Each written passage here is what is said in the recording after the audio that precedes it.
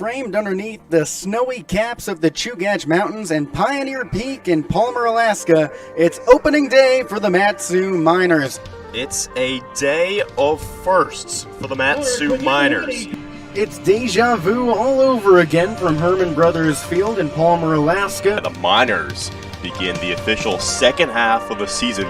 It's the most important day of the regular season, so why not play two? It is good to be back in Palmer, Alaska.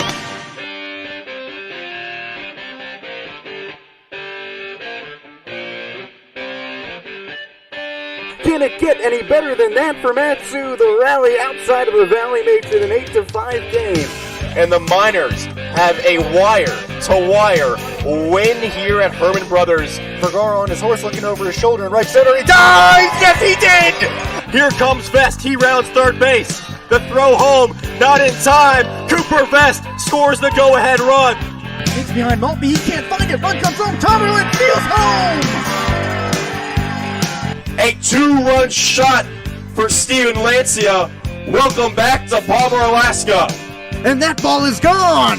Emilio Barreras, if you didn't know him, now you do! A storybook finish to the regular season for the Mat-Su Miners. Mat-Su, from the bottom of the valley as atop the mountain.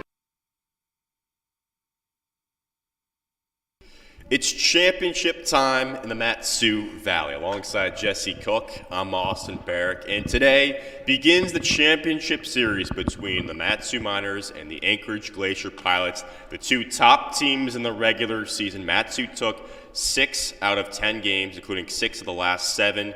And Jesse, it just feels fitting that these two teams meet again for the second consecutive year. Absolutely it does. I think it's a blessing for the Mat-Su Miners team specifically. They've won 6 of the last 7 with the Glacier Pilots, including sweeping that doubleheader on Monday to grab first place. And I think one big key in this game is Mat-Su's pitching staff has to stay consistent with how it was on Monday. There's going to be a lot of first pitch swinging from the Glacier Pilots. We know that. The Miners pitching on Monday still only allowed 3 hits across 2 games. That's right. Drew Christo and Landon Guggenmoss had the starts on Monday. They were fantastic. Today, it's Christo's teammate at Nebraska, Will Rizzo, making his second start of the entire season. He's a guy who's had good numbers against the Glacier Pilots, but those were in relief outings. What can we expect from him as a starter today?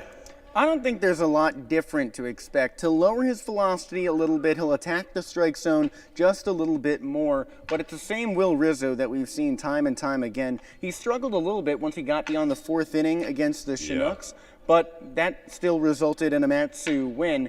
And the Glacier Pilots have yet to score off of the Nebraska arm. That's right. Now, Jesse, you had the pleasure of speaking to Alex Vergara, the man with the most home runs in the entire ABL. So, folks, here's a clip from that conversation earlier today. It's championship baseball on the horizon, but another episode of Valley Chats. I'm your host, Jesse Cook, and I'm with Alex Vergara, the Miners outfielder who's been All-ABL second team and a league MVP. Now you've got revenge on your mind against the Glacier Pilots. What's the atmosphere like? Oh, it's going to be great. I'm looking forward to seeing all the fans coming out tonight. There was a good showing yesterday, and I think we put on a good show for them then, and I'm looking forward to even more coming out today, so we're all excited. And I've known Watson for a while now. He's been my summer coach since I first started playing summer ball for college, because we played back in a local league in Texas during COVID when they all got shut down, and then I actually got to come up here and play last year because of him, because I was going to play in a summer league back in Texas, the TCL, and Watson told me that he was going to go to Alaska, and I was like, oh, that's awesome, obviously super happy for him to get that opportunity. And then he texted me pretty late in the summer and said that a spot just opened up, and I was like, dude, I'll absolutely come up to Alaska. Like, I said it already, but it's a once-in-a-lifetime opportunity to come up here and get to experience everything that Palmer has to offer. I'm glad I get to play with the Mat-Su Miners, which, is the best organization in the ABL, hands down. And what's your key to this final series to go back and win against the Glacier Pilots and take home that trophy? Just have fun, man. Just have fun. You gotta realize what you're doing, right? We're out here in Alaska. It's a gorgeous place to be. You gotta realize that it is the championship game, but it's just like every other game. You can't go into it thinking this is the biggest game of our lives, right? Like, we have to win this. You just gotta go in there, have fun, compete, and baseball will take care of itself. Just have fun. That's a pretty good way of looking at life. That's Alex Vergara, Matsu's All-ABL left fielder, center fielder, wherever you want to play in the outfield, and the 2022 ABL MVP. I'm Jesse Cook. Thank you so much for watching, and thank you, Alex. Yeah, absolutely. Enjoy the game. Great stuff right there out of Vergara. Jesse, I'm sure you enjoyed that conversation. He's so natural to talk to, and he's someone who's familiar with the area, so he really loves talking about Palmer, and you can tell the real love that he has for the Mat-Su Valley. Absolutely. And yesterday in the Mat-Su Valley, right here at Herman Brothers Field, the Miners got the right to play today and tomorrow and potentially Sunday because they beat the Oilers 6-2 in a must-win elimination game. So let's go back and revisit that triumph yesterday. An elimination game with a trip to the ABL Championship on the line. The first place Mat-Su Miners are trying to make it back to the ABL Championship after losing last year, and the fourth place Oilers are searching for their first trip to the top of the World Championship round since 2016. Mat-Su going up against the Peninsula, and the Oilers have the league MVP in Nick Costello, who finished second in the batting race, but he's hitless in this series, and he'll have to go up a fellow first-team All-ABL member and pitcher Ethan Like. In his last outing, he didn't allow a run, 1 hit in 6 1/3 innings. Mat-Su and the Peninsula at the nexus of destiny and disappointment here in a decisive Game 3. Alongside Austin Barach, I'm Jesse Cook. His 0-1. Swung on, dribbled back to the mound. Like fields it, throws home. There's one. Lancia's throw to first is high, and he got him! That makes the play!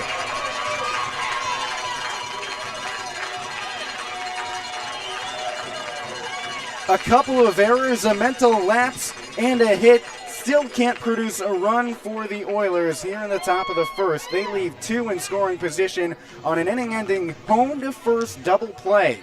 Light checks first, runner goes, pick off at top. Vest has it, throws on to Barach at second, and he just waits for the tag to be applied. An easy out as Yuji Mori is caught stealing. Corners are playing in now.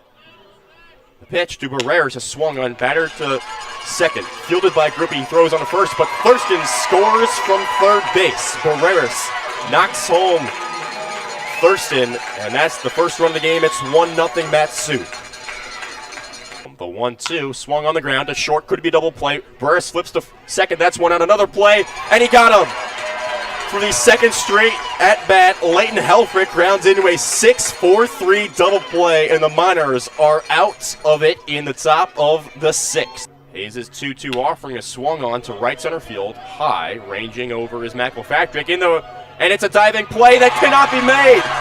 Helfrich misses it, here comes Vergara, he rounds third base, the throw in the relay home, and he's in safely at first time, he's fired up! Carpenter goes all the way to third base.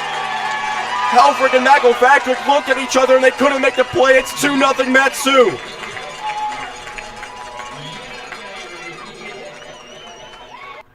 Tucker shows bunt. It gets past Knockrunner. The pitch misses low and inside, and Carpenter scoots home for the third run. It's 3-0 Miners.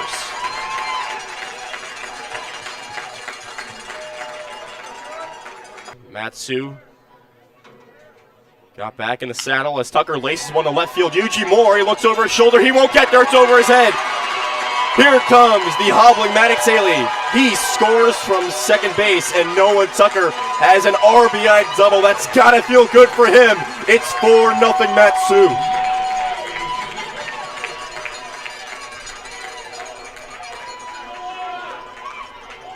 The winner of this game punches their ticket to the championship round, a place Mat-Su was last year and the Oilers haven't been since 2016. The 0-1, swing and a rip in a left field just over Barreras. Vergara fields it on the hop. 1 run comes home and Ty Thomas. Everybody else goes station to station, and it's suddenly 4-1 Miners. Like stares at second, now throws the 0-2. Swing and a chopper left of the mound. Like fields it, turns and throws to first very late. Best picks it on the hop, a run scores, and it's 4-2 Mat-Su, the tying run in scoring position, and the base is still loaded. The Mat-Su defense has already turned 3 double plays in this game. That makes multiple double plays in every stretch of this series, with 3 in game 1 and 2 yesterday. The 1-0. Swing and a sharp hop up the middle. Lightfield it throws home. There's one out. Throw across to first is high, but in time. Best caught it. And for the second time, Matsu was a 1-2-3 inning-ending double play.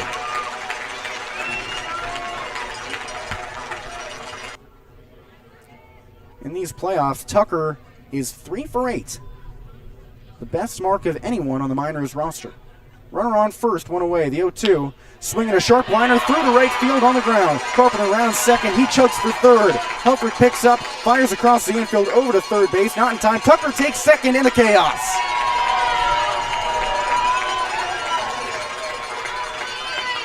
The infield is in on the grass, the 0-1. Swing and a drive center field. Back goes McElpatrick. He looks up, makes the grab. Carpenter tags from third, and the throw doesn't even go home. Matsu leads 5-2.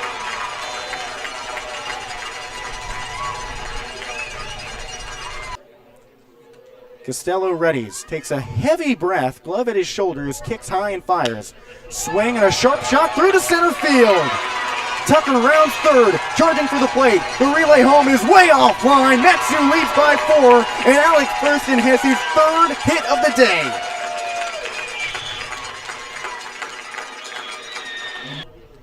Here's his payoff, the 3-2. Front door curveball called, strike 3.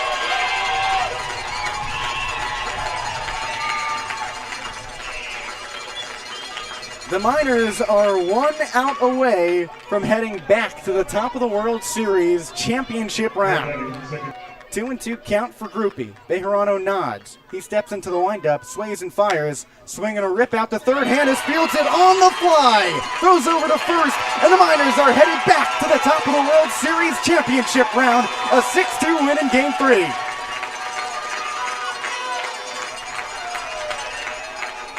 And the Matsu Miners will move on to the championship World Series starting tomorrow right here at Riverboat Field. An elimination game with a trip to the ABL Championship on the line. The first place Matsu Miners are trying to make it back to the ABL Championship after losing last year, and the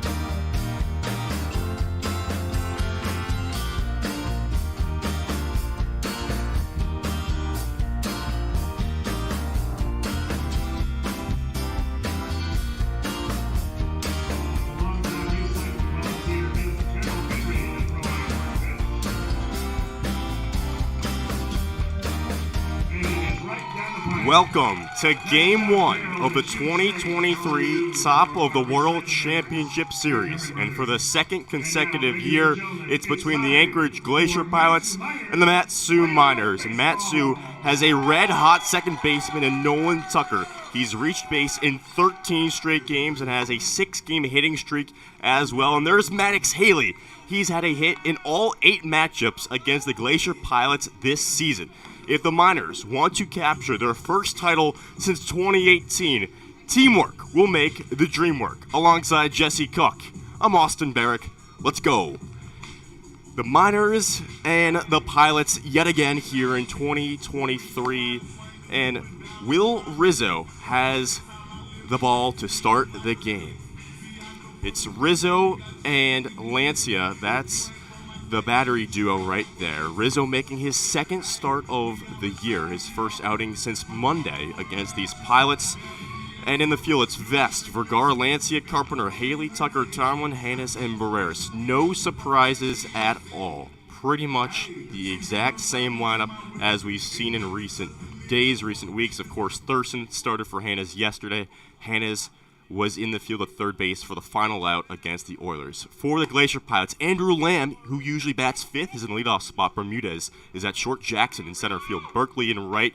Stintz plays left today. Troy Harding, a fantastic catcher, is have an opportunity to win a championship this week. Teams who usually keep it pretty close. For the Glacier Pilots, first baseman Ray, Andrew Lamb.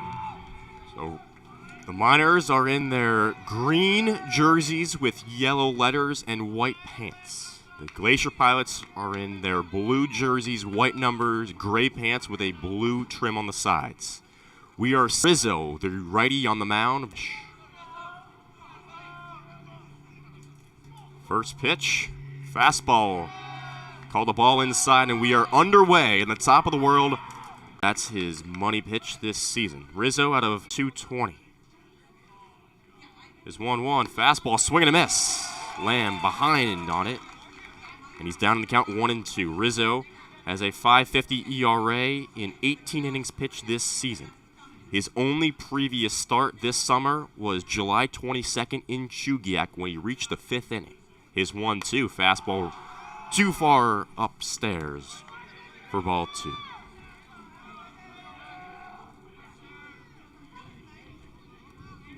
Lamb this season batted a .305 clip against the Bucks in the semifinals, went 1 for 7 as he watches a fastball just inside. It's a full count. This is a bad sign for Rizzo. It was good when he started out with strikes. That's what you have to do as a starting pitcher. Attack the zone, make them hit the ball. You're not going to make it anywhere walking everyone. Payoff pitch. Lamb crowds the plate and he draws ball 4 and a fastball that misses lone away.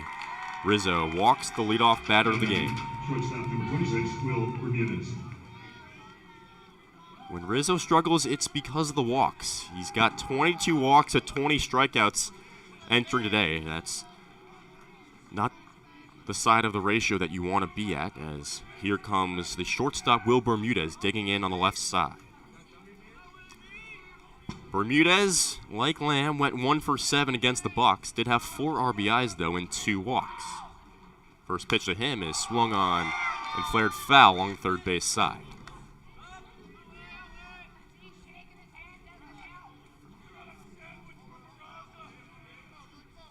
Rizzo staring intently at Lancia. His cleats on the right side of the rubber. Working out of the stretch now with the runner at first base. The 0-1 swung on to short. Barreras fields it on the hop. Underhands to Tucker. That's one out. The throw on to first base. He got him! A 6-4-3 double play for the Miners. And one day after spinning 4 double plays, they have the first one here today in the first. 2 away. This is the best double play defense in the league. The Miners have turned multiple double plays in each postseason game entering today. By my unofficial count, yesterday, the Miners had 29 double plays turned this season. So that would be technically number 30, as here comes the co-ABL MVP Blake Jackson batting from the left side. First pitch to him, drifts outside, ball 1. Well, it's no secret why Jackson was MVP. He stands on the back of the box. He swings and misses, lunging out, 1-1. His batting average was the best in the league. No one played better than him. That's right. He also led the league in doubles with 11. Reached 40 base hits in the regular season. The 1-1 misses high and away. 2 balls and 1 strike to Jackson, who went 3 for 9 in the 2-game series against the Bucks, a series in which the Pilots won both games 6-2 and 8-4. The 2-1 tailed to the backstop. It's 2-2.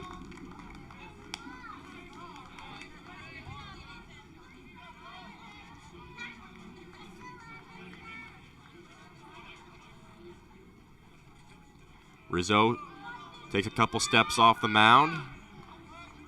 And now shimmy shakes and resets. Glove above the head. His 2-2. Fastball sails over Lancia's mitt directly to the backstop. A loud ball, and it brings up the second full count of the inning. Jesse, it was a really interesting move for Tyler Brunn to go with Will Rizzo. We weren't exactly anticipating that. We thought it might have been his teammate at Nebraska, Drew Christo, who usually does start. But Rizzo, with a lack of pitchers, makes a second start here, and that fastball misses just outside. And he's walked his second batter of the inning. Well, the walks is one reason we were surprised. Another one is that we figured more starters would be available, but with Brandon Downer and Ethan Lake both being shut down, that really thins up the pitching lineup. The Miners are going to need to rely more on their starters and hope their bullpen can go a little more frequently. That's right. Tyler Brunn told us we will not be seeing from Ethan Lake anymore. Runner goes. First pitch to Berkeley. He's called a ball. The throw to second base is not in time. Jackson stood up before the ball even got to the bag, and he has a swipe, the first runner in scoring position of the game. He had one stolen base in the series against the Bucks. That's now 10 for him on the season. So Garrison Berkeley, the rising senior from UT Arlington, who bats on the right side, has a runner in scoring position with a 1-0 count. The fastball stings the top of the zone. Rizzo has the count evened up.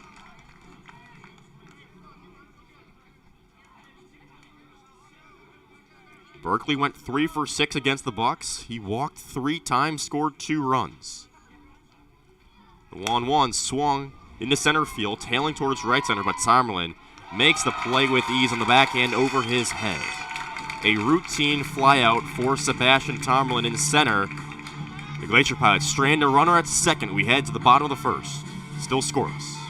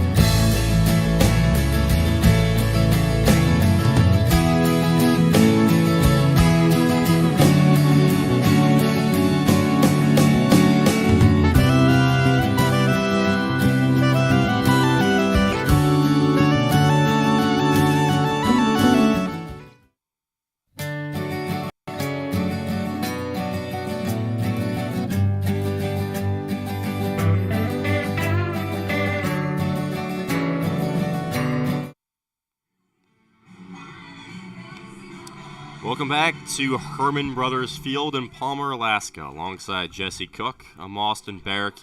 Ian Torpy, the right-hander out of UC Davis, has been given the ball for Game 1 for the Glacier Pilots. He's a rising senior at 6'1", 190. He started 4 games, has appeared in 7 with a 4.91 ERA. He's 1-0 with a 1.55 whip. That is a pretty good rate. Opponents have just batted .226 against him. Here he is against the lefty Cooper Vest.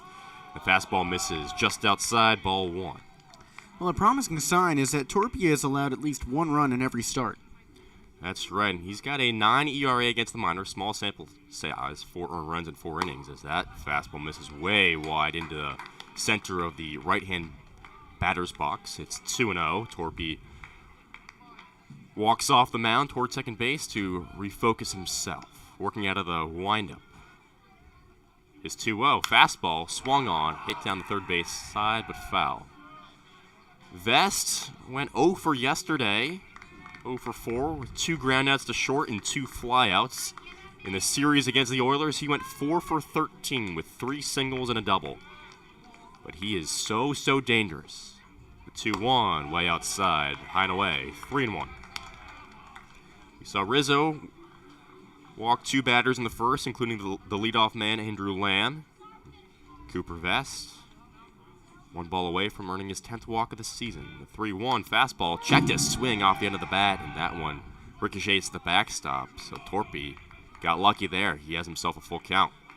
Well, it's not just lucky. He had to fool Vest to get him to even think about swinging at that pitch. So that deceptive nature on his fastball could come in handy. Cleats facing his own dugout, third base side. Torpy's payoff pitch, curveball laced through the hole to right field. Another beautiful swing out of Cooper Vest, and he's on board.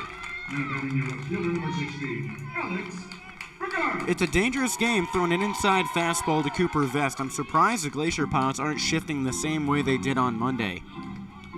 Vest can hammer it when it's in his pull range.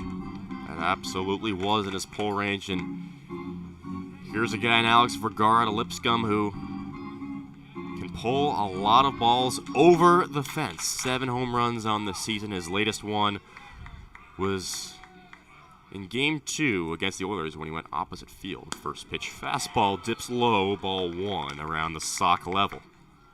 Now, I talked to Vergara earlier today, and he said he actually really likes his opposite field power. It's something he worked on with assistant coach Kyle Watson last year and at Lipscomb. He also had that grand slam versus the Bucks opposite field as he takes a fastball to knees for a strike, evens up the count at 1-1. I mean, you have to be a special kind of talent to be able to have that kind of opposite field power.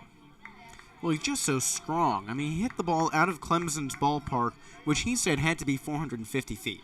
Absolutely. The 1-1 from Torpy. Breaking ball looped over the second baseman in Bermudez. Ball trickles in a shallow right field.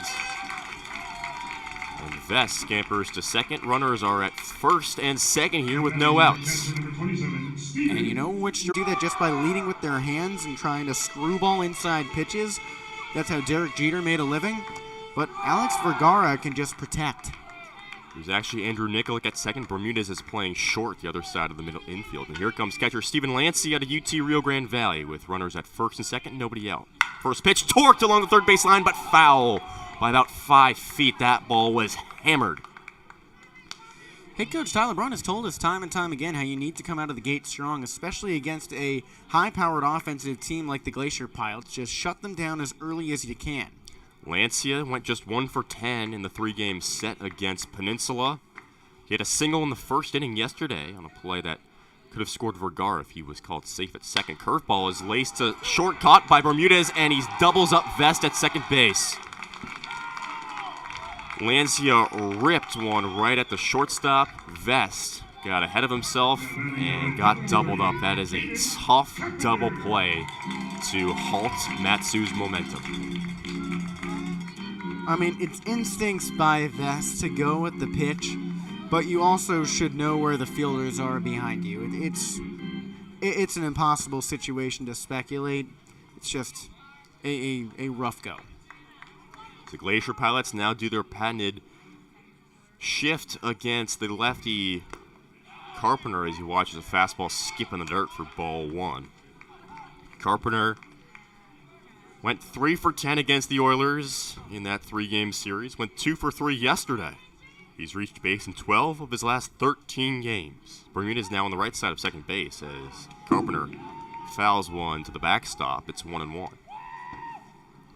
Nikolic playing in the shallow right field grass.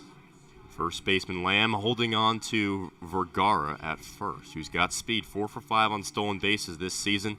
Of course, was caught stealing on a super controversial play in yesterday's first inning. The 1-1, swing and a miss. Torpy got him on a pitch that sank almost to the ground. It's 1-2.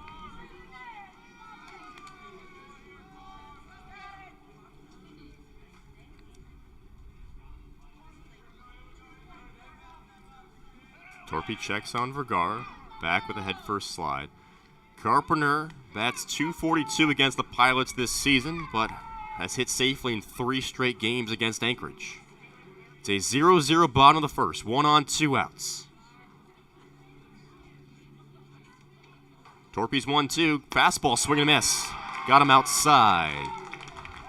And the Glacier Pilots first. We've gone through 1. Still scoreless in Palmer. We'll be back with 5, 6, 7, 2 up for the Pilots.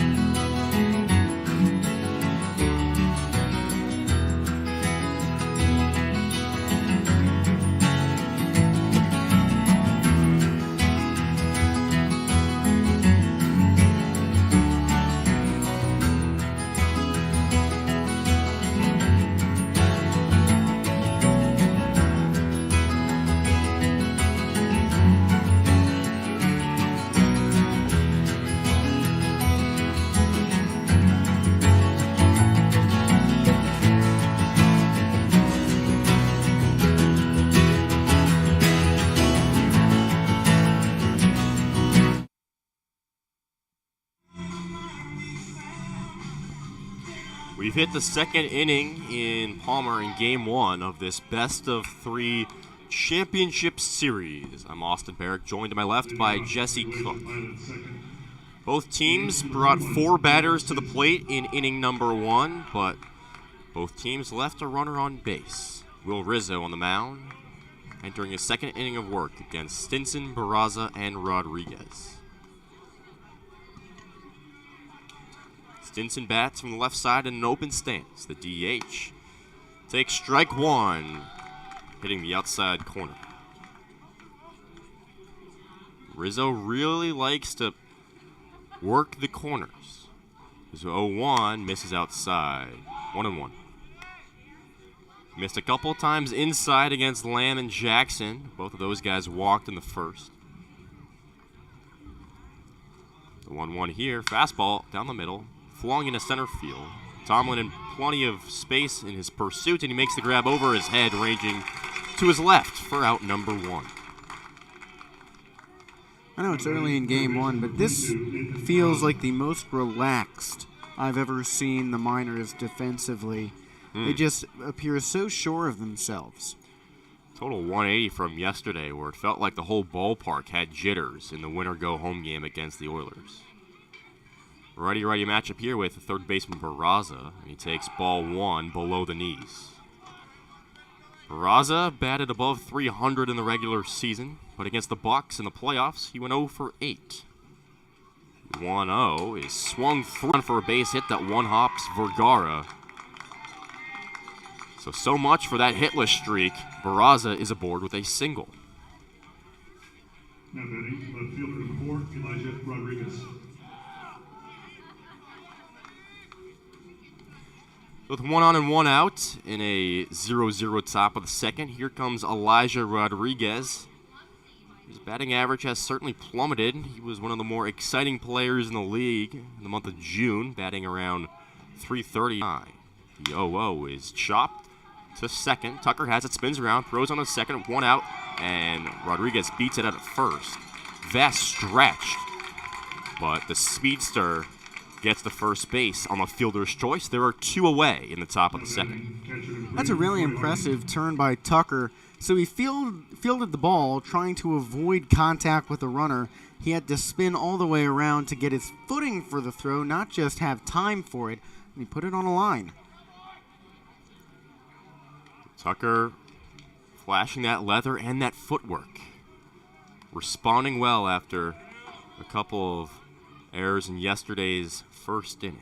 He had a big hit as well, a big RBI double, as Rizzo pitches a strike on a two-seamer that runs away from Harding, the right-handed catcher. Harding went 2 for 8 with a double and RBI and 3 runs in the 2 games set against the Anchorage Bucks. He's got exactly 1 base hit in 4 consecutive games. Rizzo's 0-1 fastball to the backstop. And it's 0-2.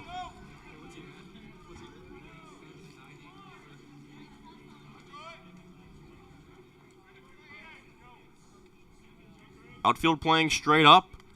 Vergara maybe a little bit back for Harding, who's got 3 home runs on the year. Rizzo's 0-2. Here it comes. Swing and a tapper off the end of the bat towards about a 5-stride lead. In the dirt, Lancia throws on a first base, and down go the head to the bottom of the second, still scoreless at Herman Brothers Field.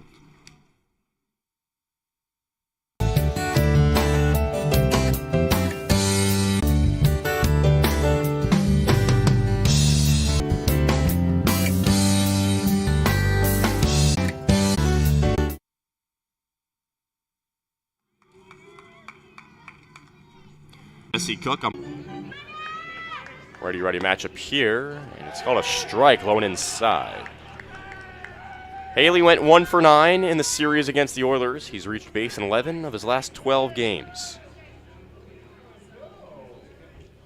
Sporting the gray batting Nike swoosh gloves as that one runs upstairs above the letters. It's 1-1.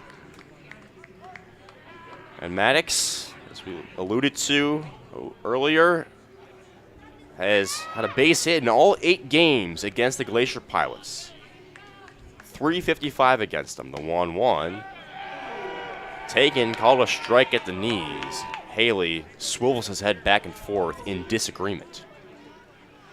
He's had a fairly good eye this postseason with 3 walks across the 3 games. Yeah, absolutely. 2 walks yesterday. The 1-2 here misses outside. 2-2. I mean, it's hard to say you trust the batter over the umpire because, 1, different vantage points, but 2, one of them is biased. But Haley's had a pretty reliable eye.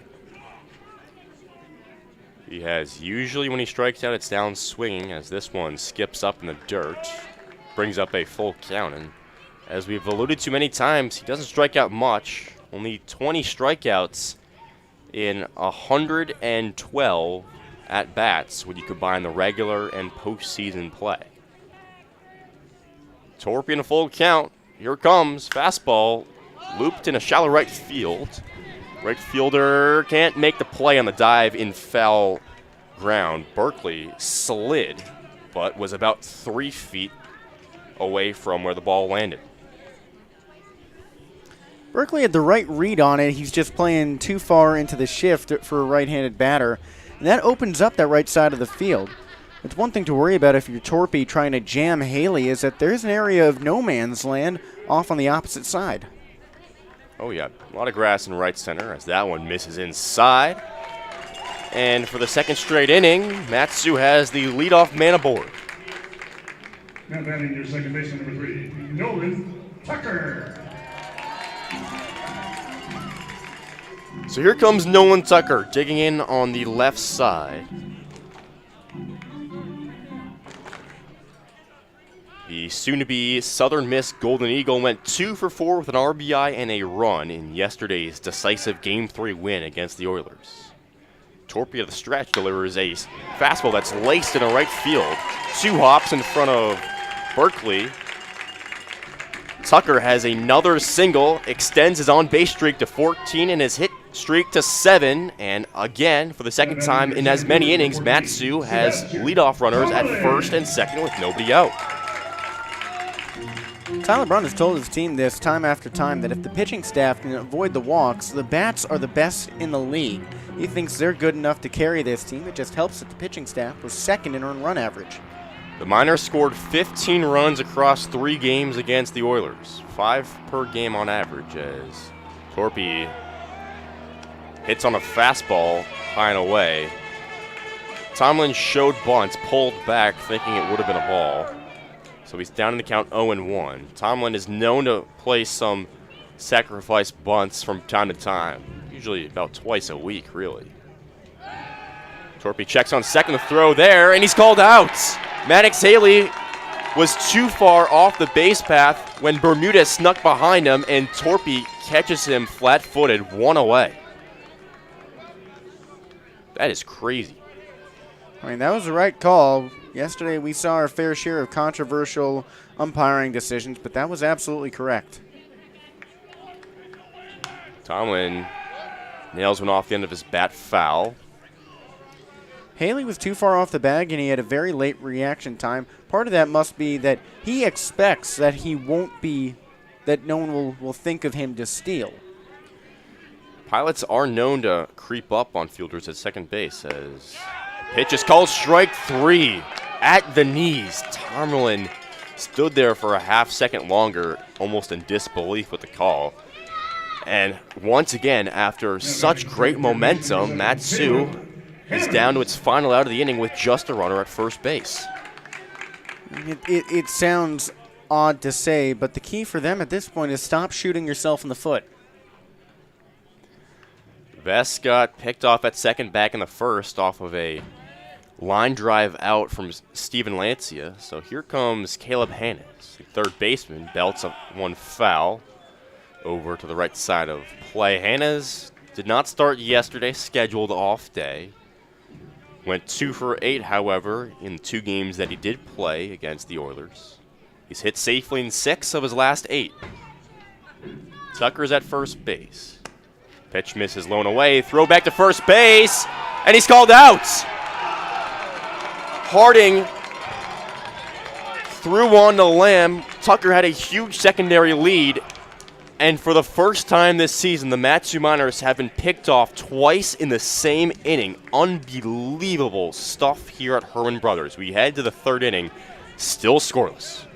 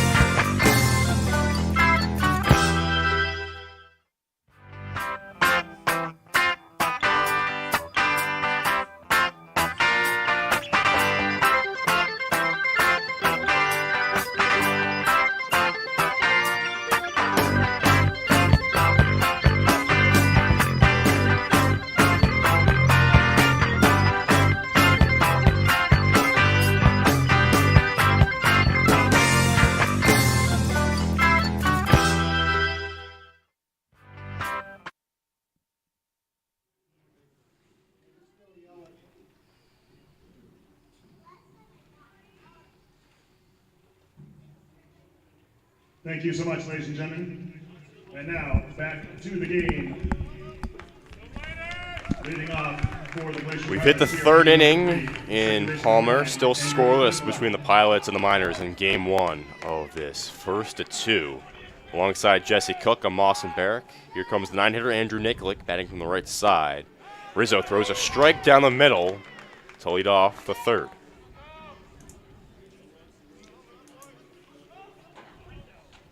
Rizzo back in action, the 1-0. Breaking ball misses inside. It's 1-1. Pilots have left a runner on base each of the first 2 innings. Rizzo struck out his last batter, Troy Harding, the catcher, to end the second. His 1-1 out of the windup is swung on the line. One hops Tucker. He fields it in shallow right field and tosses on the first base. In plenty of time, for out number 1.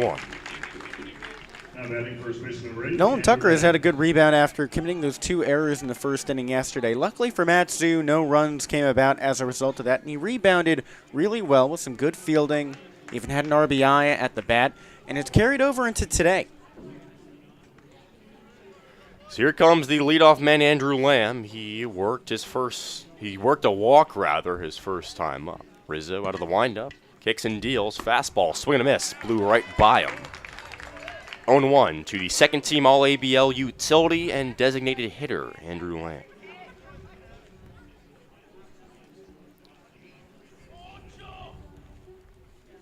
The 0-1. Breaking ball.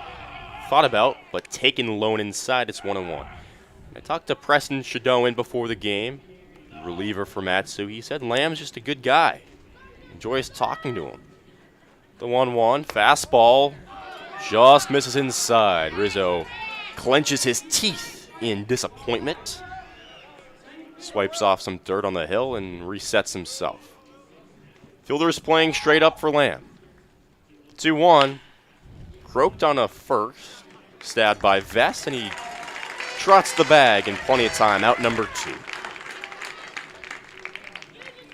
2. And the defensive prowess at first base of Cooper Vest cannot be overstated. He has done such a great job, 0 errors in the field, and he's an outfielder by trade. He had not played first base at the college level before this season. You wouldn't have thought of it if you didn't know. He has been so solid at first base. So here comes Will Bermudez. A 2-hitter, bats from the left side, takes ball 1 up and away. He was the first team all-second baseman, but today playing at short. He also won the ABL Gold Glove Award. The 1-0. Big cut and a miss. Lunged forward. It's 1-1.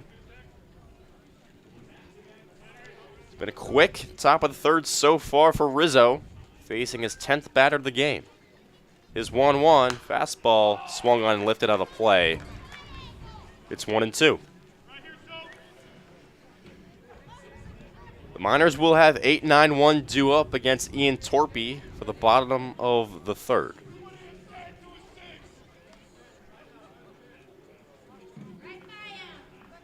Bermudez chokes up on the bat, hands on his chest. The 1-2 breaking ball misses outside. Evens up the count at 2 apiece.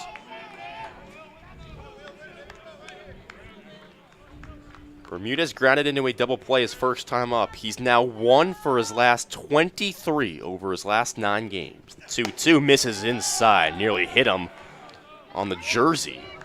It's a full count. Although he's been kind of fruitless at the plate lately, his RBIs have come in handy with 4 of them this postseason. That's right, 1 for 7 with 4 ribbies. The payoff pitch. Corked in a deep right field. Carpenter backtracks, looks at the wall. It's up and over the fence. Will Bermudez goes yard on a full count pitch. His first home run of the season, and the Pilots strike first here in the championship. It's 1-0.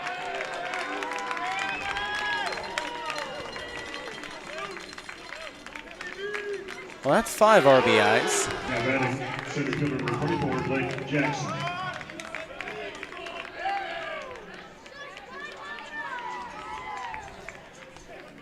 That is Rizzo's second home run allowed this season, both against lefty batters. The first was against John Whitney of the Chinooks. So here comes Blake Jackson, also batting from the left side. Takes a breaking ball for a strike on the latter half of the plate. Bermudez just struck that ball. It was a hanging breaking ball that he flung out of the yard. The 0-1 misses way outside. 1-1.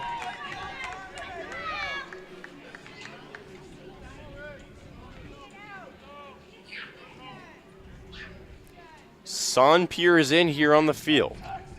The 1-1 misses inside.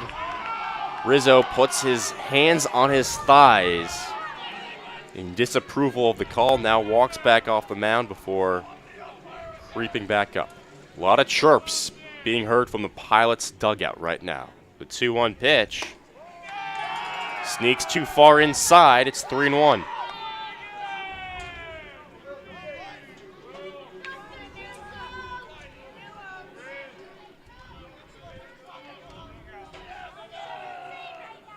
The 3-1 fastball torqued in a right center field. Carpenter has enough room this time, makes the grab on the backhand, creeping into the shadows near the warning track for out number 3. And folks, we got one red ticket winner to announce. It's 1-0 as we hit the midway point of the 3rd inning, and that means that we have today's Big X Pickle. That's right. 6-4. So while the Miners are now trailing, take a look at a bigger picture with this one. 1. Austin, we both know the name Jason Varitek very well for his time with the Red Sox. He's the only person to win the Little League World Series, College Baseball World Series, and the Major League World Series. But how many players have won both the Alaska League, top of the World Series championship, and the MLB title? I'll give you a hint. Jason Varitek is not one of them. He didn't play in the ABL. That's a good one. We'll have the answer to that in the middle of the 5th.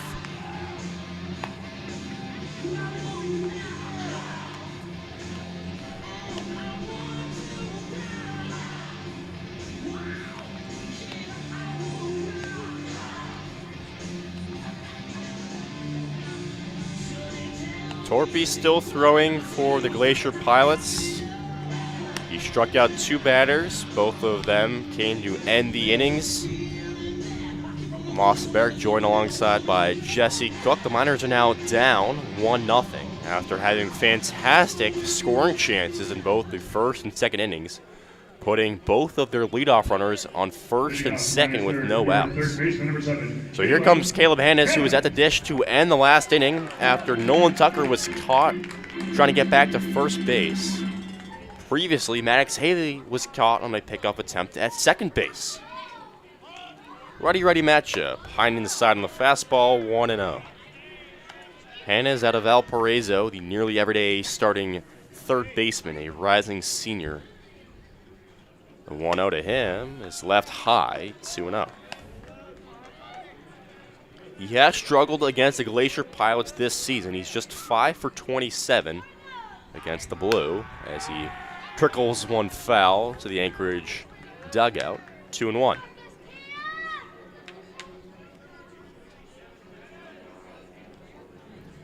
A lot of grass in right center field. Berkeley playing him to go down the line as he rips one into left field.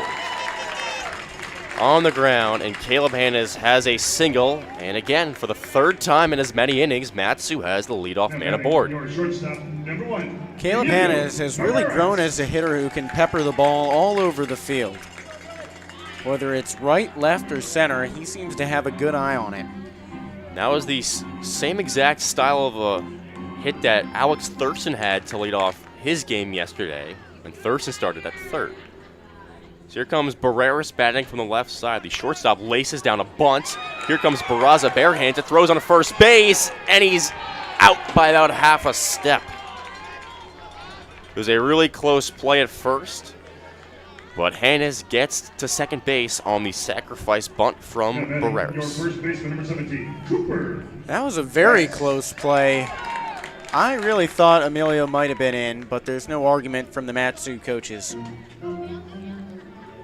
Great play by Barraza. He was in on the infield grass to begin with. It seems like at this point everybody in the league knows that when Matsu has a runner at first with no outs, the bunt chances are high, especially towards the bottom of the order. Now here's the leadoff man, Cooper Vest. First pitch, he takes.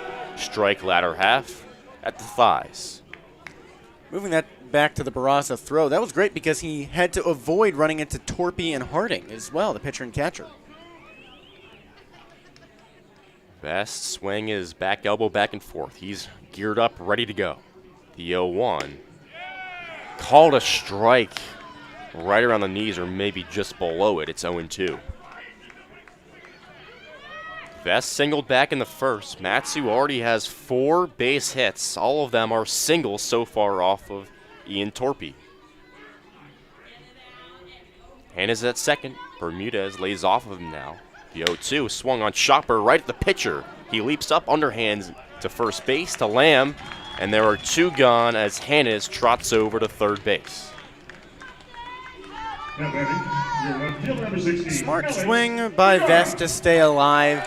Wasn't going to be his greatest contact. I thought that might have been out of the zone, but it's not the worst idea to try and protect the plate. What's important is that he moved over the runner, although 2 outs or 1 out, or 2 outs doesn't matter really if you're on second or third, because a base hit will probably score you either way. A wild pitch would probably score Hannes. Torpy has only thrown 1 wild pitch, though, this season. First pitch to Vergara is laced in the left field. 1 hops Rodriguez. Hannes is in from third base. Vergara is 2 for 2. Now he has an RBI single, and the game is tied 1-1. Batting their catcher, number 27, Steven Valencia. That's another thing that Ty LeBrun told us, is that when you score in an inning, the most important thing is to shut the team out on defense. Anchorage couldn't do that there. That's right. That is big of Matsu to immediately respond after the Bermudez home run in the top of the inning. And here comes Steven Lancia batting from the right side. Boy, Vergara has hit it well today, really all season. He gets checked on, back head first, slides safely. That's something else about Vergara that has become apparent after the debacle with 2 pickoffs last inning. He's very smart on the bases, and he knows how to recognize a step-off move. His jersey is all dirty right now. Pitch goes home. Breaking ball tags the bottom of the zone for strike 1. Miners are now up to 5 hits. The Pilots just 2, but the game is tied at 1-1 in the bottom of the third.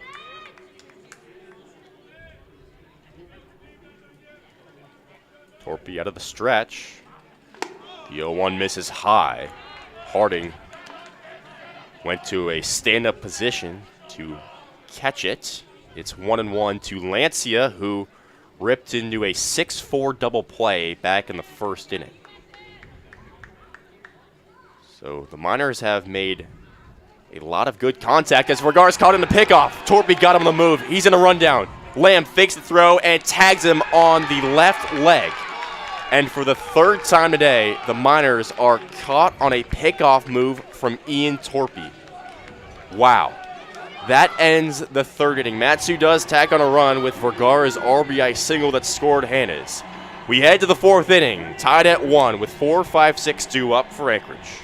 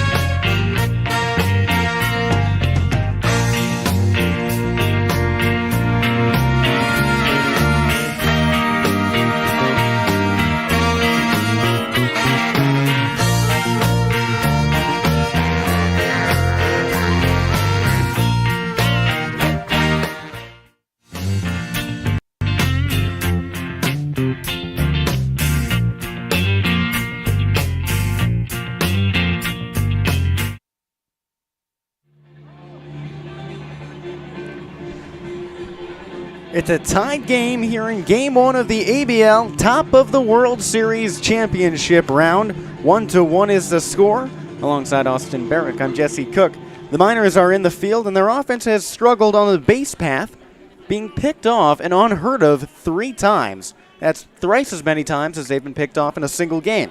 The Glacier Pilots are up at the plate with Garrison Berkeley, Jacob Stinson, and Nathan Barraza. They're 4-5-6 hitters.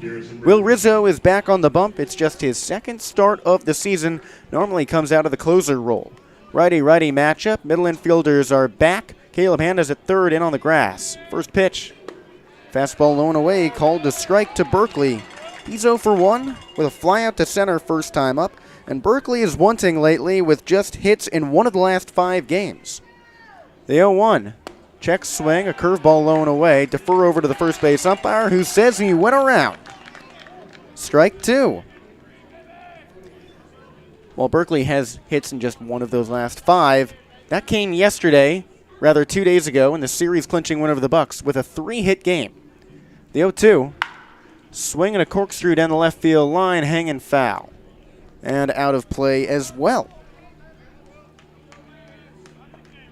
Rizzo is a starter now because Matsu lost a couple of starting arms 2 weeks ago, Grant Richardson and Ace Whitehead. And the team is adapting. The Nebraska product on the pump fires. Swing and a pop-up. Hanging back towards left field. Vergara feels for the wall. He's got time. Looks up and makes the grab with his left hand. One away here in the top of the 4th inning. 1-1 game. Bases empty. And that brings up Jacob Stinson, the center fielder. Well, it was a nice job out of Vergara. There's no warning track, but he put his hand out to get at least a sense, a somewhat of a feel for where he was. That's right. No warning track at Herman Brothers Field once you hit fair play. The reasoning behind that is actually unknown. First pitch to the lefty Stinson. He watches a curveball, low and away, called a strike. We talked to board president Terry Johnson a couple weeks ago. He does all the field maintenance, and he said it had something to do with the barrier between the grass and the fence. The pitch. Swing and a rip to second. Tucker fields it on the fly for the out. A line out for Jacob Stinson. Tucker darted his glove back and forth in the middle of that play. Looked like the ball made a two-seam action on him and tailed back. Yeah, Tucker fell to both of his knees with that catch. I think he thought it would have ran more towards his left, but he had to abruptly stop. That brings up Nathan Barraza. The third baseman hits from the right side. Rizzo into the windup, kicks and deals. Swinging a foul ball off to the right side. Rizzo generates a lot of speed with that high leg kick where he raises his left knee right up towards his chin. But out of the starting roll, it's a little bit lower as he throws lower velocity. The 0-1. Fastball misses high and inside for a ball. Rizzo, when closing, has ticked up to 98 miles per hour this season. But when he started last against the Chugiak Eagle River Chinooks, his best stuff hung around 93. 1-1 count, bases empty, 2 away. Into the windup he goes. The pitch. Swing and a miss behind the fastball. Barraza singled last time up, and he did it to left field, pulling one of Rizzo's curveballs. 1-2 count. Rizzo kicks and deals. Fastball high and away, just misses. Borderline call, probably the right call. Good eye by Barraza, and you're right. He ripped that ball to left field his first time up. Only one of 2 hits. Of course, the other one was a home run here against Rizzo today. That's right. Only the second home run off of him. The 2-2. Swing and a miss. Foul tipped into Lancia's mitt for strike 3. And a 1-2-3 frame brings Matsu back to the bats. All tied up 1-1. We'll be back in just a moment when Matsu brings its 3, 4, 5 hitters back up to the plate in Lancia, Carpenter, and Haley.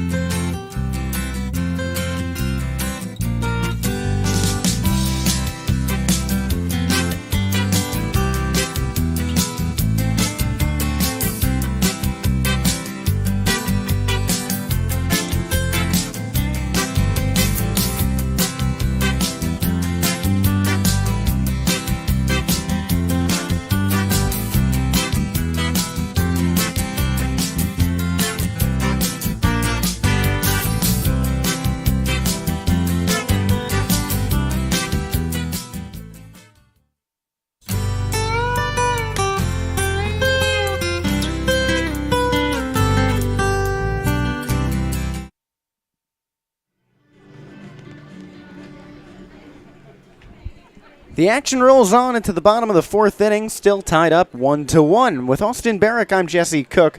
Ian Torpy is back on the bump. The righty out of UC Davis has the meat of the Mat-Su order, the 3-4-5 hitters, Steven Lancia, Caden Carpenter, and Maddox Haley. Righty-righty matchup with Lancia. He was up last inning when Alex Vergara was caught on the bases. First pitch.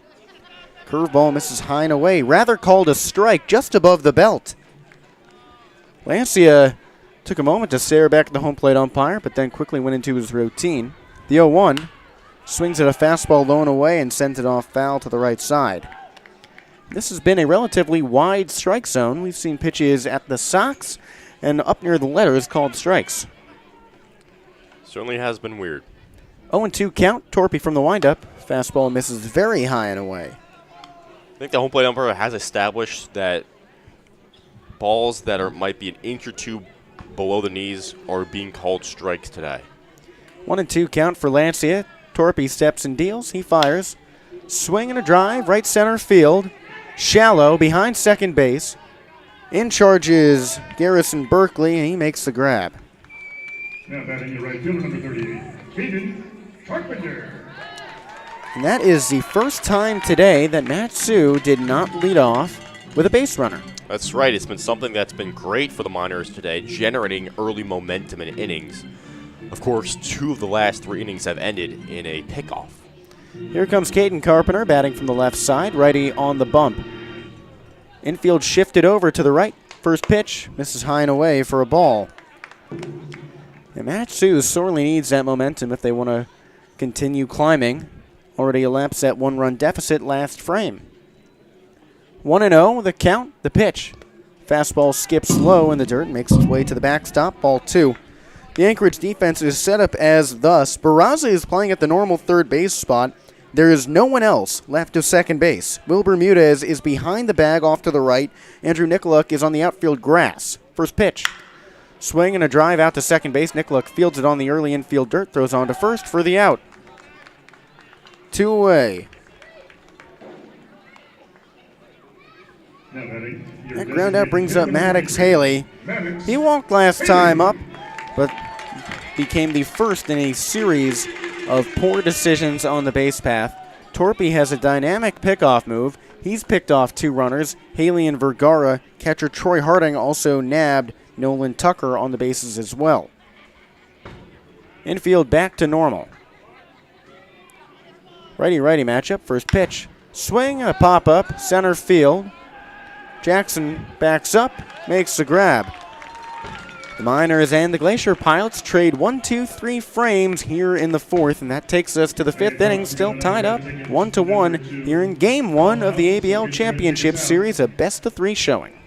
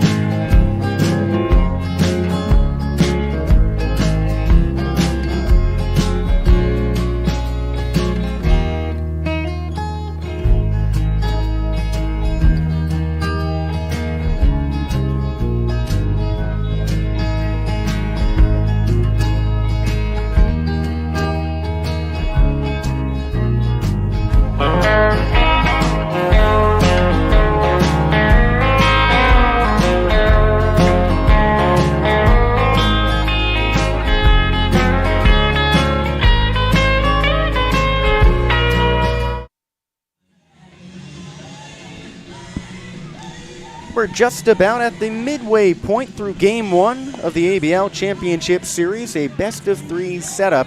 Mat-Su in the field, Glacier Pilots at the plate, all tied up 1-1 here in the top of the 5th. With Austin Barach, I'm Jesse Cook. Will Rizzo, in his second start of the season, is into the 5th inning for the second time this season. His first time came against the Chugiak Eagle River Chinooks in the first leg of a 7-inning doubleheader. He's got the bottom of the Anchorage order in Elijah Rodriguez, Troy Harding, and Andrew Nicoluk, the 7, 8, 9 batters. Righty on the bump, Rodriguez comes up on the left side of the plate. He grounded into a fielder's choice last time up. When Rizzo pitched against those Chinooks, Mat-Su won that game 10-5. Rizzo went 4 1/3 innings. The righty into the windup, first pitch on the way. Swing and a rope down the third baseline, foul. Rizzo entered this game with a .550 earned run average, although his only earned runs came in 3 games. The 0-1. Check swing, curveball low and inside, deferred over to the third base umpire, who says he didn't go. 1-1 count. Rizzo appeared in 13 games and had 10 scoreless appearances. His 1-1 pitch on the way. Swing and a miss, another front door curveball. 1-2 count. The infield is playing at normal depth. Caleb Hanna is the only one early on the grass. The 1-2. Fastball misses up high. Hanna's at third, playing at the front of the infield dirt, right at the lip with the grass. Emilio Barreras at short on the outfield grass, as is second baseman Nolan Tucker. First baseman Cooper Vest is back as well. The 2-2. Swing and a drive, left field line. Vergara chases, he lunges and makes a grab in front of his chest. Alex Vergara makes a running play down the left field line for out number 1, and that's 5 straight batters retired by Will Rizzo. Another strong play out of Vergara in left. He's made that play look routine in the last 2 weeks. Here comes catcher Troy Harding batting from the right side. He's from Louisiana Harbor Community College. Rizzo, the righty, fires. Swing and a drive opposite field into the right center field gap. Carpenter chases and makes the grab. Caden Carpenter got a good read on that ball and started jogging by the end of it. Was out at a sprint to begin the play, but quickly held up. It's so wonderful for Tyler Brunn to have 3 elite ball trackers in the outfield, everyday starters. I mean, those were 2 pretty well hit balls that could have found grass against inferior outfielders. Here comes Andrew Nicoluk, first pitch to the righty. He watches a strike low and away. Nicoluk out of Loyola Marymount is a native to Simi Valley, California. And you're right, this outfield has been great. The 0-1 squares to bunt, lays it down in between the catcher and the mound. Lancia picks it up, throws on to first in plenty of time. For the second straight time, the Glacier Pilots go down 1-2-3. 1-1 remains the score as we move into the middle of the 5th inning break. And Austin, you know what that takes us to? Yes. The Pickaxe Pickle. That's right, the answer to our trivia question. And today's Game 1 trivia question revolves around a Boston Red Sox who never actually even played in the ABL, although we did play with Doug Minkiewicz and Keith Folk, who both were members of the Alaska League. So Veritek is the only person to win the Little League, College Baseball, and Major League World Series. But how many players have won the Alaska Baseball League, top of the World Series championship, and an MLB title? So my initial thinking was 2. I feel like it might be higher than that, maybe around 5. Probably not more than 5, I'd say. Probably in that 2 to 5 range. So let's go with 2. That's actually too high. The answer is 1. Chris Medlin, he's an active pitcher for the Arizona Diamondbacks. He's the only player to win both the Alaska Championship and the MLB World Series. The pitcher was a member of the 2005 champion Fairbanks Gold Panthers and the 2015 World Series winning Kansas City Royals. Huh. That brings us back to the bottom of the 5th inning. The game tied up 1-1, this being Game 1 of the Alaska Championship Series, the top of the World Series championship round. A rematch of the 2022 setup, the Mat-Su Miners against the Anchorage Glacier Pilots. That was held at Mulcahy Stadium in Anchorage, but the Miners get to host it this time around. With Austin Barach, I'm Jesse Cook. Ian Torpy is back on the bump. The righty has his 5th inning of work. He comes up against Nolan Tucker, Sebastian Tomerlin, and Caleb Hannes, the 6, 7, 8 hitters in the Mat-Su order. Righty-lefty matchup for Tucker, and these playoffs have been all about him. No one has had a better batting average in the postseason on the Miners roster than Nolan Tucker at 5 for 10. First pitch. He watches a fastball high and away called a strike. Tucker singled his last time up to elevate him to that .500 playoff batting average. Torpy takes a deep breath, glove at his belt, steps into the windup and fires. Heavy swing and a miss on a fastball low and inside. That moves the count to 0-2. Tucker has yet to strike out in this postseason. On the year, he went down by way of the K 15 times in 103 plate appearances. Torpy's 0-2.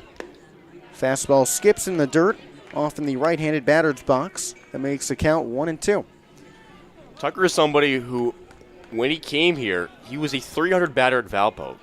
And for most of the season, he was in the low 200s, but now he's really picking up to where a 300 level hitter is. The 1-2. Fastball misses high and away. And a lot of that boosting of his batting average comes from his elite two-strike approach. He told us he tries not to think about it too much, but we've seen him extend at-bats to 10 pitches, fouling off two-strike count pitches. The 2-2. Swing and a loop into shallow center field. Jackson races in, lays out. The ball gets by him. Tucker is into first with a single, and the Miners have their fourth leadoff man of the game aboard. Fantastic piece of hitting from Tucker. Almost a great play by Jackson. He laid out tremendous effort out of him.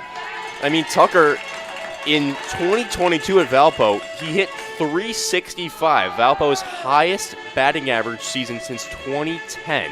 So it's a guy who has so much talent with seeing pitches, and it's so great to see him put it on full display here in the playoffs.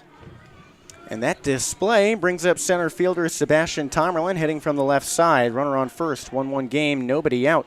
The pitch, he squares to bunt, lays it down the third base side. Barraza played in on it. He fields it, throws on to first in plenty of time. Tucker moves into second, and Ian Torpy had good wherewithal on that play to get down immediately because Barraza started that play relatively far in, so Torpy just dropped to his chest immediately when he saw the blue jersey of his third baseman. Yeah, funny visual right there, and for the second time today, the second batter of the inning has laid down a sacrifice bunt to move over the leadoff man. Barreras did that for Hannes back in the third. And here comes Caleb Hannes. He singled his last time up. He's 1 for 1 on the day. Righty-righty matchup. Runner on second, one away. 1-1 game here in the bottom of the fifth. The pitch. Curveball low and away, called a strike. Caleb Hannes played with Nolan Tucker and Alex Thurston, who's not active for this game, during the college season at Valparaiso. Tucker said that Thurston and Hannes are his two closest friends.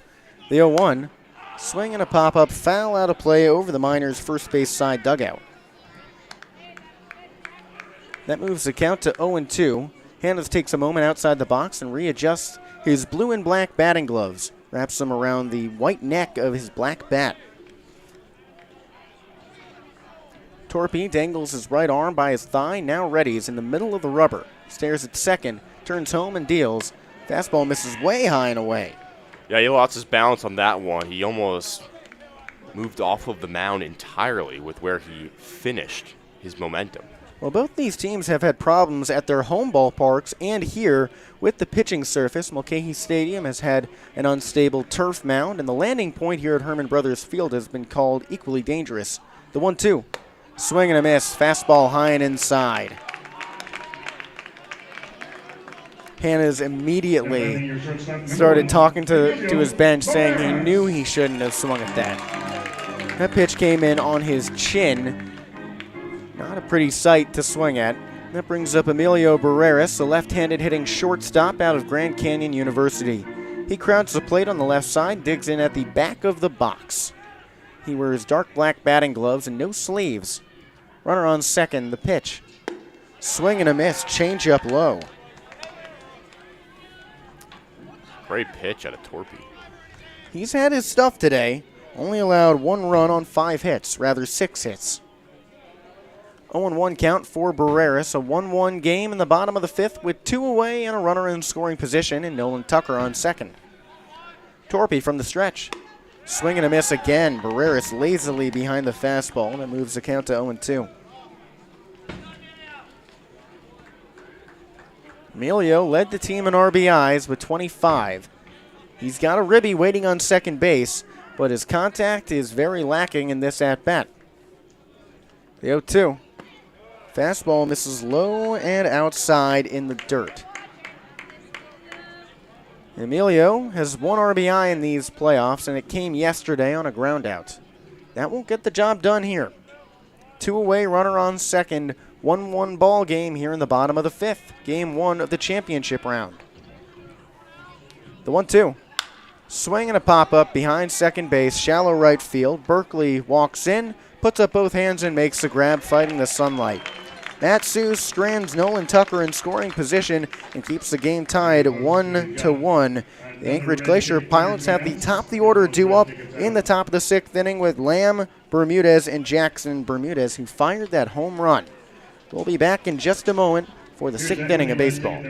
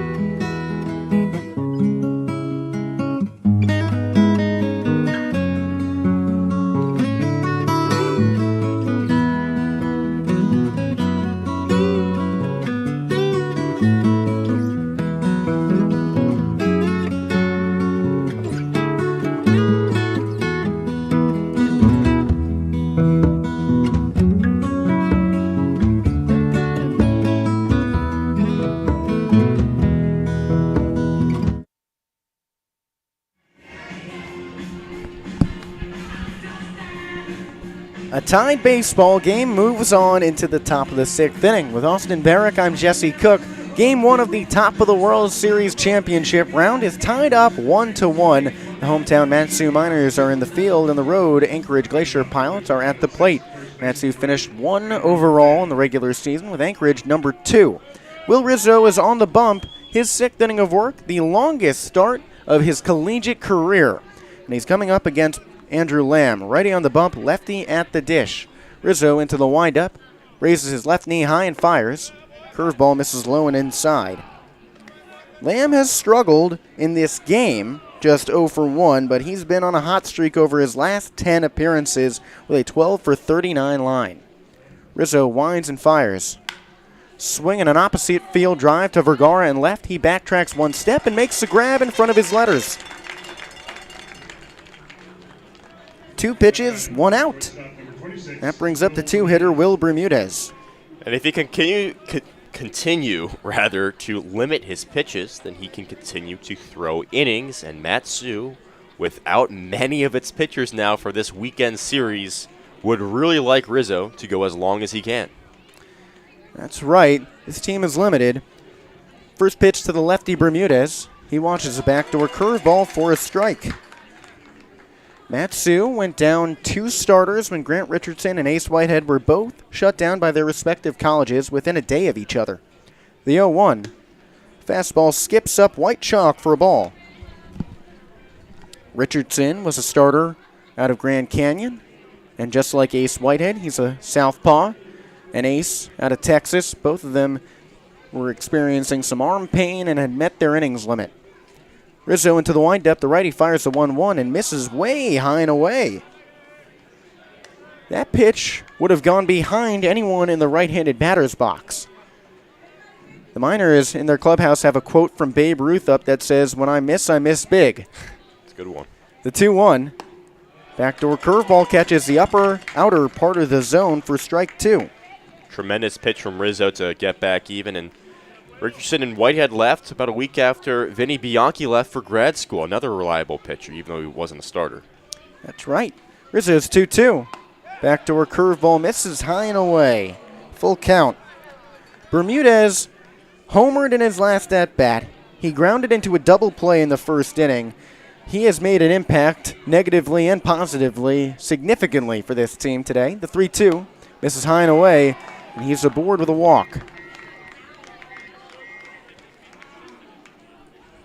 Bermudez hustled down to first base after that pitch missed. And that's something you see guys like Brandon Nimmo of the Mets or Pete Rose back in the 70s for the Reds, Phillies, and Expos do. All those hustle players. Blake Jackson hustled his way to the league MVP. He comes up now batting from the left side. He led the league in batting average with a .360 line. Rizzo resets, tan glove at his letters. He kicks and deals. Curveball in the dirt. Lancia drops to both knees and keeps it in front of him. 1-0 count. Jackson has struggled of late. He has one game in his last 5 in which he recorded any hits, but it was a 3-hit ball game in Game 1 of the semifinal round of these playoffs against the Bucks. 1-0 count. Rizzo takes a heavy breath in a closed-off stance. He kicks and deals. Swinging a shallow fly ball, right center field, behind second base. Tucker reaches up, and that's behind him. Tomerlin fields it, throws over to second. Jackson is back in with a dive. Rather, Bermudez back in with a dive. He skipped over the base, tripped, and then had to lunge back in. So a very cheap single for someone who has been worth so much this season in Jackson. See what you did there. Nice job. I mean, yeah, that's, sometimes better to get lucky than good. He muscled that one, though, right over Tucker. And Tucker did a good job of, at the very last moment, I guess, checking to see if he could fake out the runner and go into a slide, which was athletic, but alas, it was a hit. Well, he also had to think about avoiding the incoming outfielders. That blue pit calls for a mound visit from pitching coach Steve Hecker. He walked out to the mound, and he's really incurred a lot of goodwill with his pitching staff. I haven't heard any of them say a single negative thing about them. And what we heard from guys like Preston Shadow and another reliever in Price Simmering is that he inspires a lot of confidence in his pitchers by trusting them. Oh, yeah. These guys love Heck, what he brings to the table, his ferocity and his energy that he brings in his relentless pursuit to make them better. Heck, in his first year in the ABL, all 3 of the Mat-Su coaching staff will be back next season. Head coach Ty LeBrun, hitting coach Kyle Watson, and pitching coach Steve Hecker. Here's Garrison Berkeley batting from the right side. Runners on first and second, 1 away, 1-1 game in the top of the 6th. Rizzo from the stretch. Fastball misses high and inside for a ball. The righty out of Nebraska is teammates here and with the Cornhuskers, with the likely Mat-Su Game 2 starter and Drew Christo, who said that Rizzo probably has the most wild personality of anyone he's ever met, and he loves that about him. The 1-0. Swinging a rip into left field on the ground. Vergara is quick to it, fields it on the hop, throws to the infield, and everybody moves just station to station. Bases now loaded with just 1 out for Jacob Stinson. Well, it wouldn't be a Mat-Su Miners playoff game if things didn't get tense. And here we have our first tense moment of the game. Well, that's right. Mat-Su allowed the Oilers to load the bases twice in yesterday's semifinal elimination Game 3. The Oilers scored a pair of runs the second time they loaded the bases. Righty on the bump, lefty at the dish. Ducks on the pond, 1 away. Tie game. Rizzo into the windup. He fires. Stinson swings and misses in front of the curveball. Huge pitch. Way to trust the breaking stuff. That broke really nicely. Stinson is 0 for 2 today, and he's hitless in his last 4 games, going 0 for 12 in that time. Rizzo winds and deals again. Swinging a sharp shot in a right field on the ground. There's his first hit in 4 games. A run comes home. Carpenter's throw to the plate holds Jackson at third. But Bermudez scores, and the Glacier Pilots take their second lead of the game up 2-1.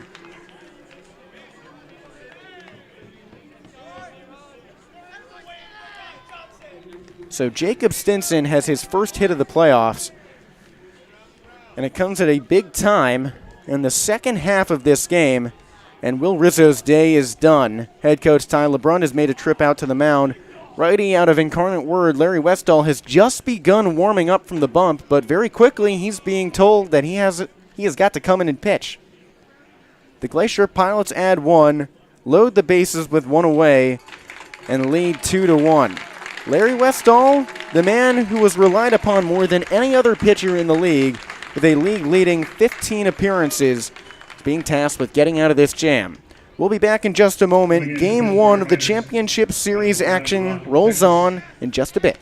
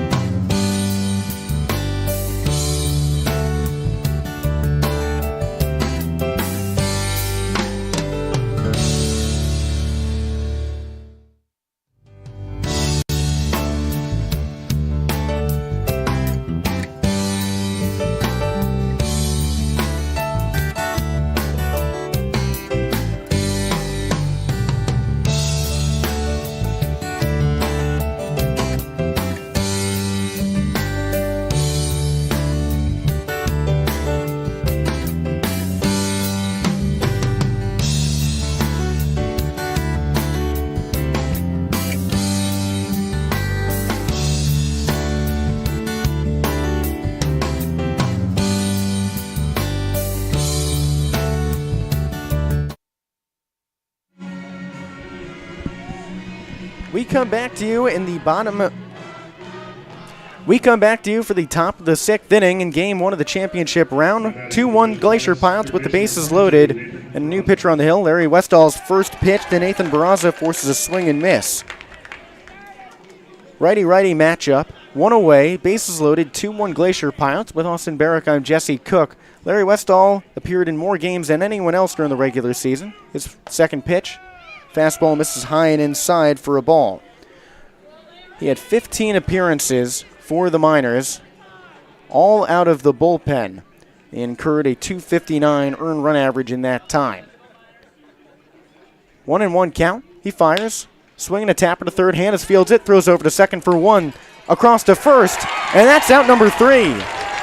Larry Westall comes in with a jam, and within 3 pitches, he escapes without allowing any additional damage. The Glacier Pilots do score 1 in the top of the 6th, thanks to the 3 straight hits after a walk. And we move on to the bottom of the 6th inning. Mat-Su trailing once again 2-1.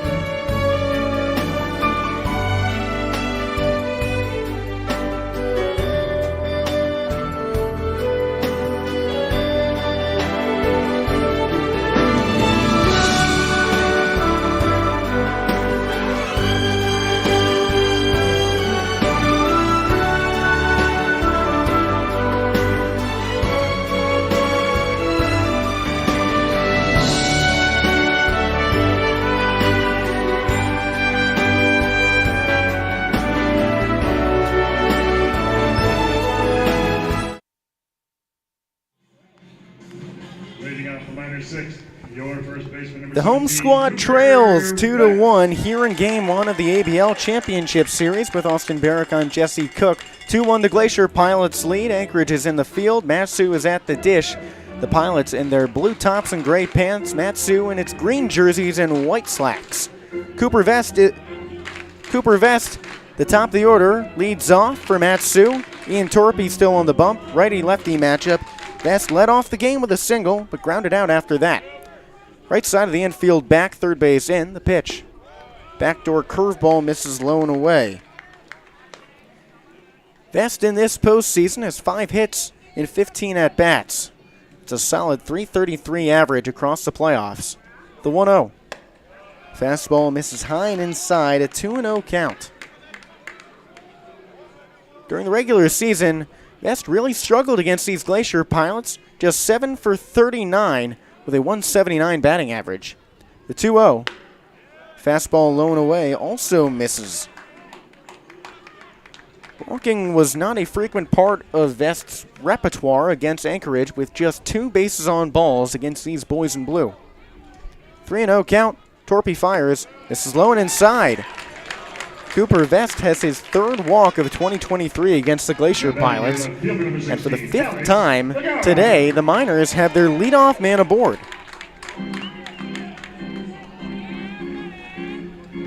That brings up Alex Vergara. This has been his day at the plate. He's 2 for 2 with an RBI single. On the base path, he hasn't been as efficient. He got picked off last time he made it aboard. You can really say it's been his day against the Pilots many times. Remember on Monday, 2 home runs in that doubleheader. That's right, both of those came in the first inning. First pitch to the righty, fastball misses low and away.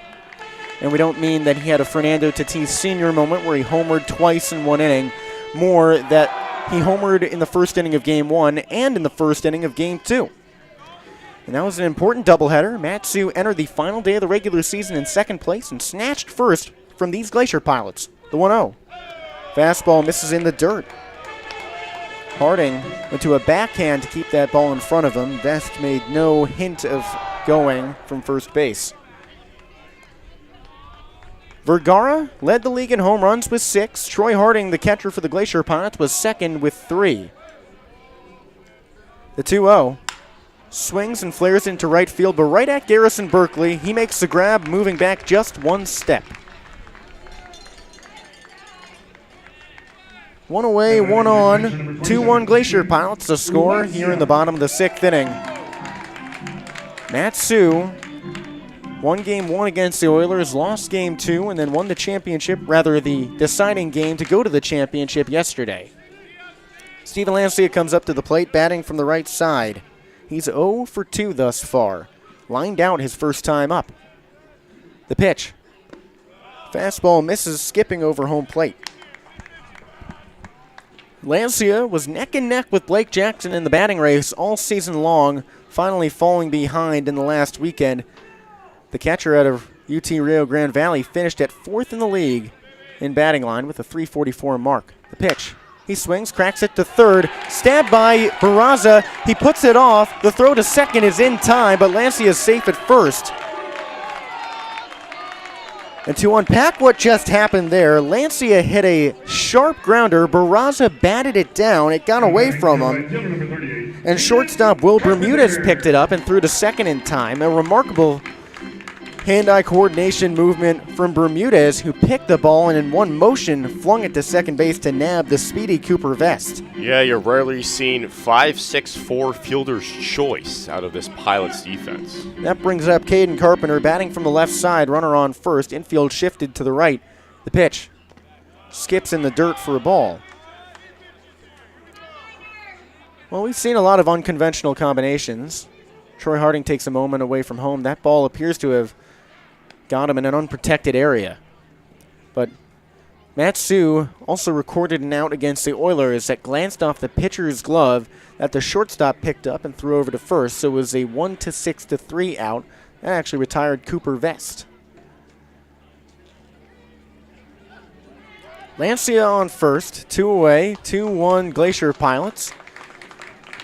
Anchorage scored in the top half of this inning, and when they scored in the top half of the 3rd, Matsu answered right back. Harding resettles behind the dish and gives the umpire a thumbs up that he's okay. 1-0 count for Carpenter. The pitch. Fastball misses high and away. Anchorage scored in the 1st thanks to a Will Bermudez home run. Matsu answered with an Alex Vergara RBI single. Anchorage scored in the last frame with a series of 3 straight hits. 2-1 they lead. The 2-0. Carpenter watches a fastball in the dirt again. This inning, Torpy has only thrown 2 hittable pitches. Everything else has been a ball. That's 11 pitches outside of the zone in 13 tries. The 3-0. Fastball misses high and away. Ball 4. Matsu has runners on first and second with 2 away. And batting your DH, number 23, Matt Haley. Maddox Haley comes up to the dish, batting from the right side. There is no movement in the Anchorage bullpen. So head coach Garrick Mosiello showing a lot of trust in Ian Torpy, telling him that he doesn't really mind the control issues if he can get out of the inning. He's already recorded 2 outs on the only 2 strikes he's thrown. Haley comes up 0 for 1. He walked in his first at-bat, flied out last time. Righty-righty matchup, the pitch. Curveball dances high and away for a strike, and that is the first strike pitch not to be hit in this inning. Natsu has runners on first and second, 2 away. The Miners trail by 1 here in the bottom of the 6th inning of Game 1 of the Top of the World Series, a best-of-3 campaign. The pitch. Check swing on a fastball in the dirt. 1-1 count. Nolan Tucker, who awaits on deck, has been dynamic in this postseason. He's got an RBI, but he's 5 for 10. Rather, he's got 3 RBIs and is 5 for 11 now. The pitch, he swings and sends it foul off to the right side.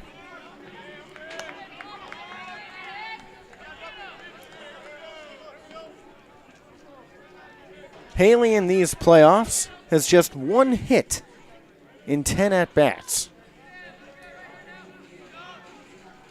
although he's walked 4 times. Torpy resettles his black glove at the belt, kicks and deals. Fastball dances high and inside, ball 2. Maddox Haley has had his injury woes this season.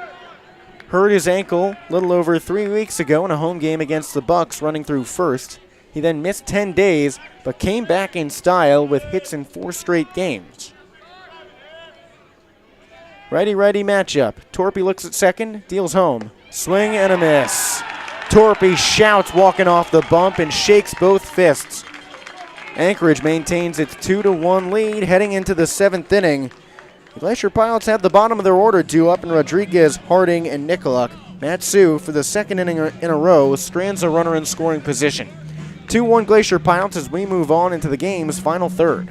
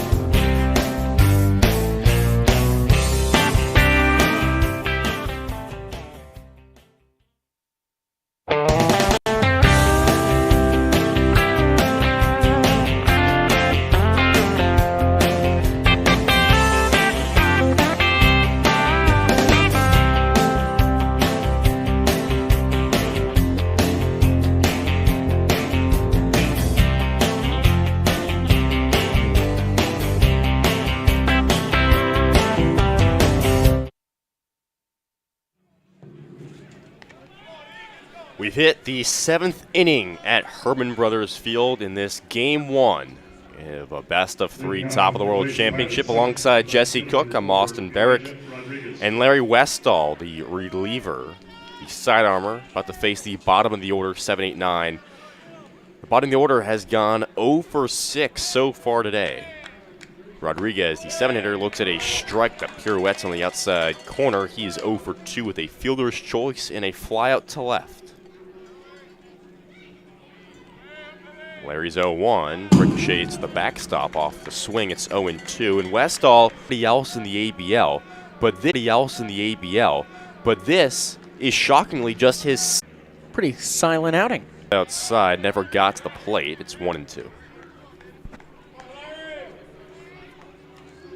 Westall had 6 appearances. Westall had 6 appearances against the Oilers, 6 against the Bucks, and 3 against the Chinooks. This is just his second here, as this one is rolled on past the diving attempt of Cooper Vest. Trickles in a shallow right. This is on with a single to lead off. Not to mention the 15 stolen bases for him this season. Was second in the league. And so here comes Troy Harding, the catcher.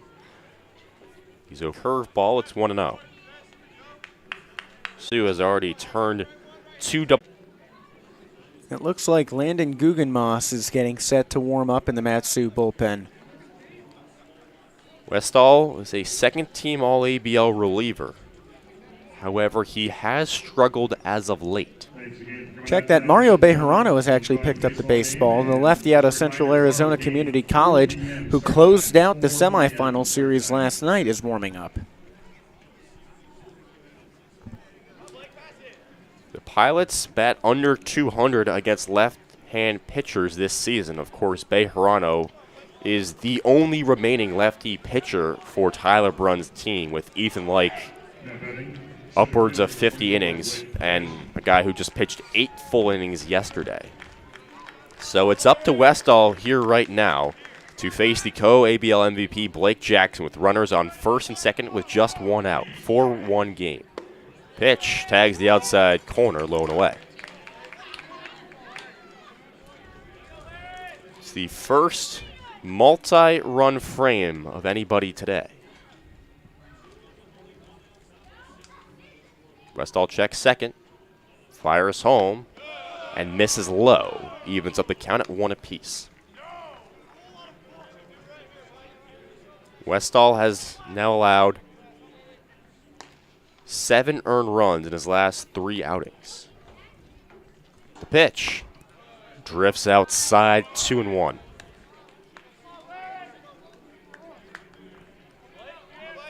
Larry said he'll be good to pitch all weekend.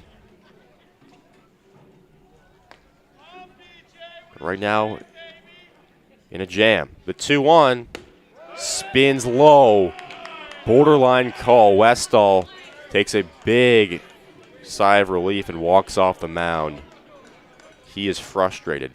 It is a 3-1 count to lefty Blake Jackson. Middle infield to double play depth. The 3-1 swung on, hit to center field. Ranging to the right is Tomlin. He sizes it up, makes the grab, throws over his shoulder, but the runner gets. Here comes Steven Lancey, the catcher.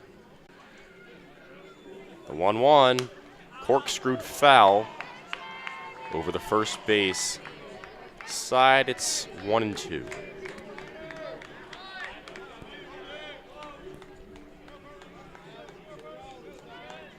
Lancia is 0 for 4 on the day, 1 for 13 in the playoffs. The 1-2 dips low, past the catcher, Harding in the dirt. Barach takes a wide turn of second base, but stops right there wisely. Lancey is even in the count, 2 balls to 2 strikes. That's the first wild pitch of the game.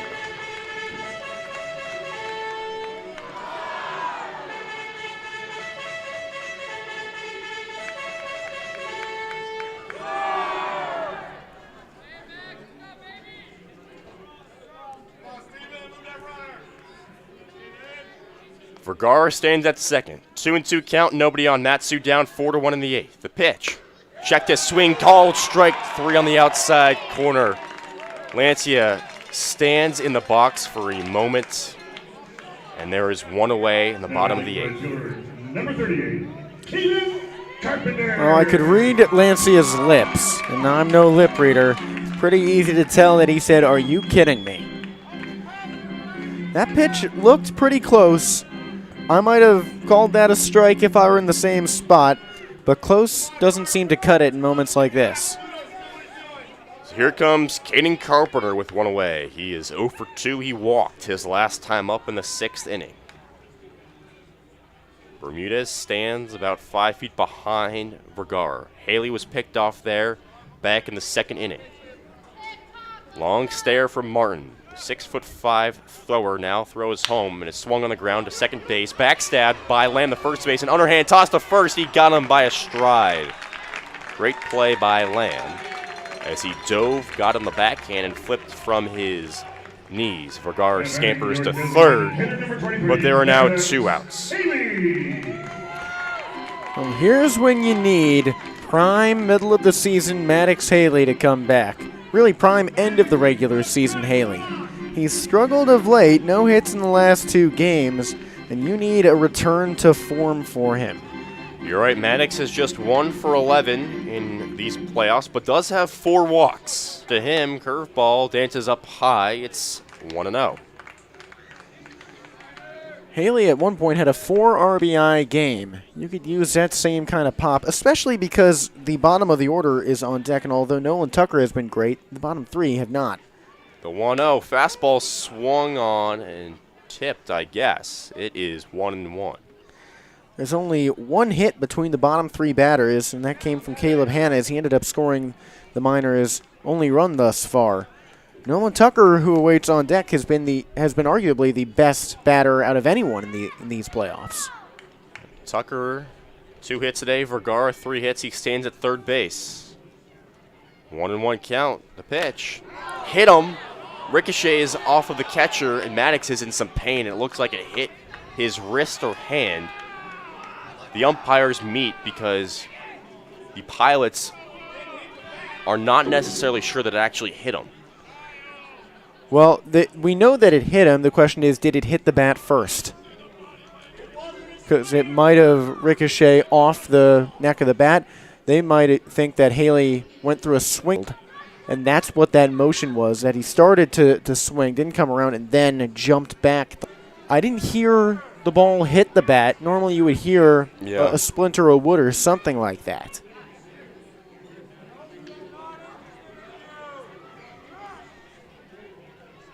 We appreciate the viewers who have stuck with us through the technical difficulties with the buffering of the stream. The umpires are still discussing this one.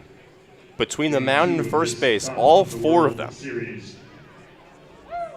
They are in a long discussion right here. Perhaps there is a serious debate going on.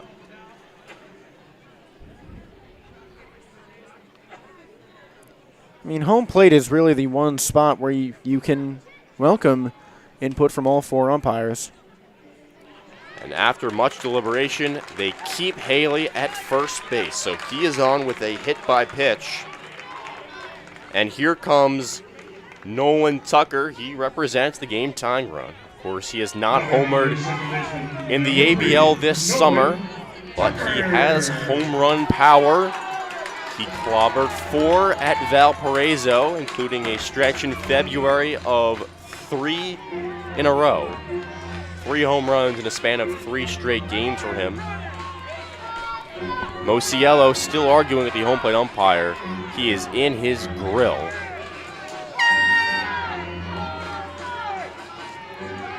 The second base and first base umpires meander towards the home plate circle.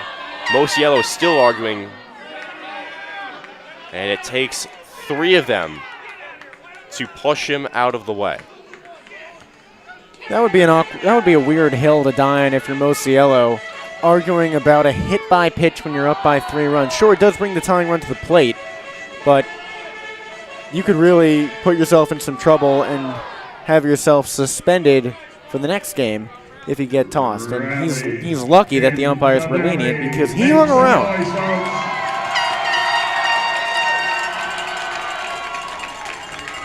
So here comes Nolan Tucker, runner to the corner, 2 outs. Pitch, sails low, ball 1. Anchorage 4, Matsu 1 in the bottom of the 8th in this game 1 of the best of 3. Tucker has had good contact in all 3 plate appearances so far today. The 1-0 swung through on the fastball, tailing away from him. It's 1-1. Tucker has a good pop to the opposite field, but I think the way that he's turned around on the ball this postseason, it would be wise to stay high and away on him. Martin out of the stretch. His 1-1 drifts high and away, ball 2. Matsu stranded at 1 runner in the 5th, 2 in the 6th, and 2 in the 7th, and currently have 2 runners on right now. Haley at first, Vergara at third.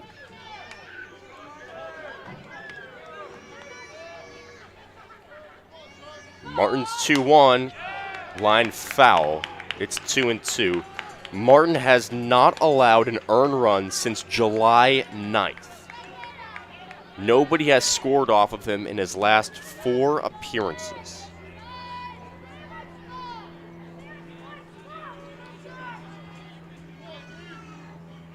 He stares in. 2-2 count with 2 on and 2 outs. The pitch misses outside. It's 3-2. Wouldn't be the worst idea to walk Tucker because you've got Tomerlin on deck, who has no hits this postseason. However, you never want to load the bases and bring the go-ahead run to the plate. The payoff. Swung through on the fastball. Martin beats Tucker, and Matsu strands 2 runners for the 3rd consecutive inning. We head to the 9th. Anchorage on top, 4-1.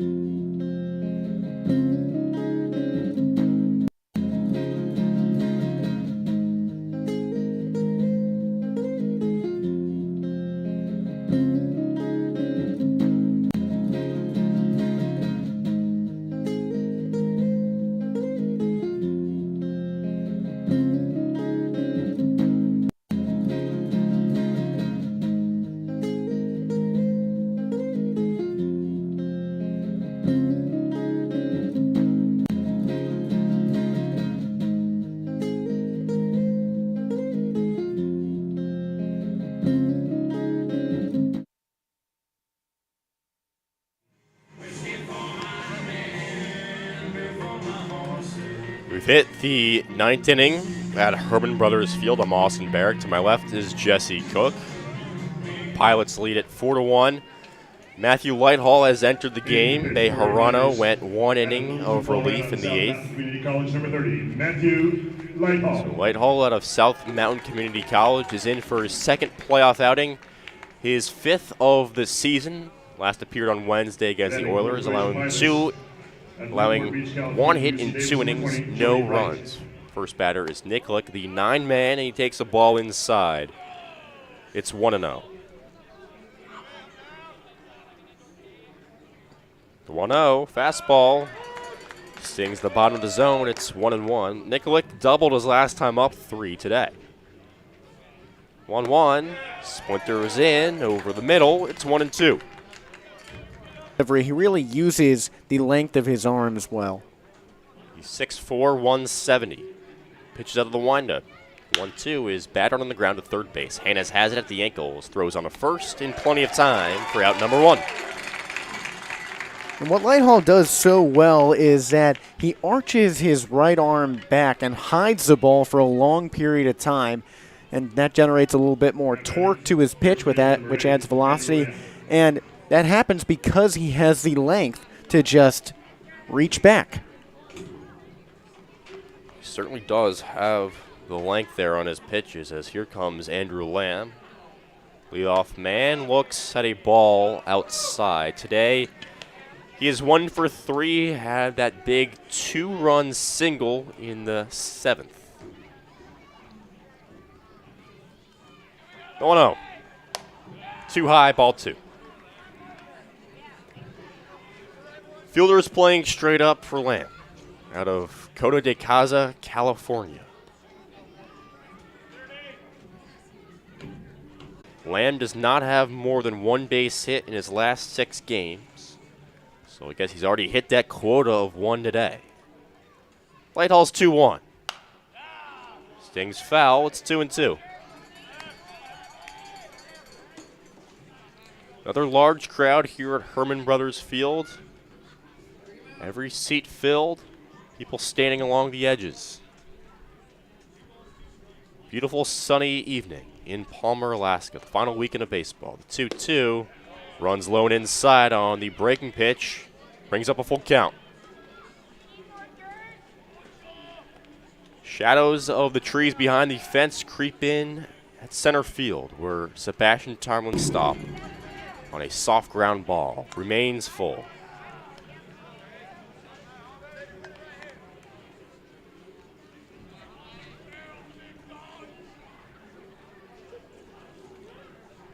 Here we go again. The payoff pitch. Swung on, lifted, foul over the third base side. Hannes gives a little bit of chase, but it clunks off the top of the garage. The Miners will have Tarmlin, Hannes, and Barreras due up in the ninth, the bottom of the order. The 3-2. Left outside, good eye by Lamb, and he's aboard with a walk, his second of the day. Now batting, shortstop number 26, Will Bermudez. Will Rizzo was the starter for Tyler Braun. He got all the way to the 6th inning. He allowed a home run to this man right here, Will Bermudez. He went 5 1/3, allowing 5 hits, 2 earned runs. Westall allowed 2 earned runs in 1 2/3. First pitch, the lefty Bermudez misses upstairs, ball 1.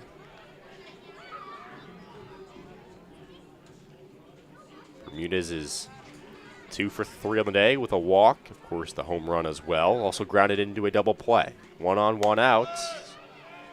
Pitch 2 misses high and away.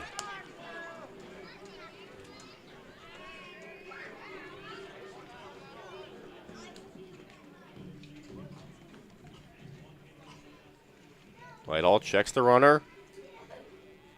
Throws home. Fastball swung through on the front foot, off balance. It's 2 balls to 1 strike. Bermudez was hitless to end the regular season. He's just 1 for his last 22 entering the day. As Lighthall checks on the runner, back safely, head first slide.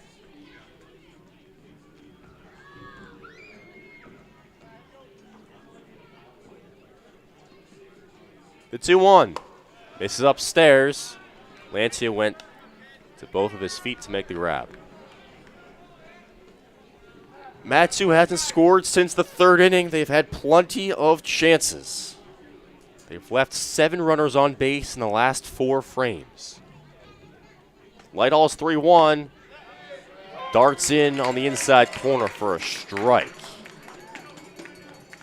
Big call. And it's a full count.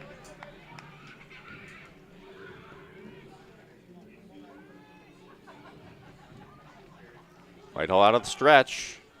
Here it comes. Fastball tagged to left field on a line. Falling. Catch made. Vergara throws all the way to first base. Offline. The runner Lamb scooted back there, but Vergara tried a 7-3 double play attempt. 2 away now.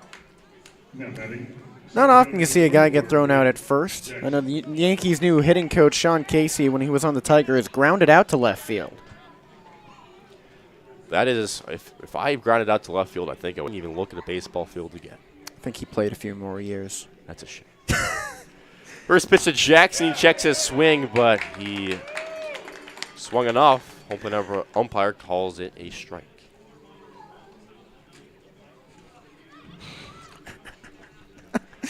Oh, man. You like that one. The 0-1 dips low. It's 1-1. That's a shame.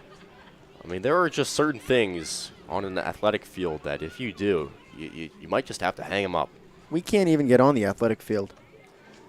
The 1-1 swung on the ground to second. Schropper eats up Tucker. He throws on to first, and he beats him just in the nick of time. Jackson removes his helmet in frustration. It took a funny hop to Tucker. He had it around the ankles, but it popped up to his chest. He took the hit and threw on to first. And so here we go. Entering the bottom of the 9th inning, Matsu needs to rally with Tomlin, Hannes, and Barreras.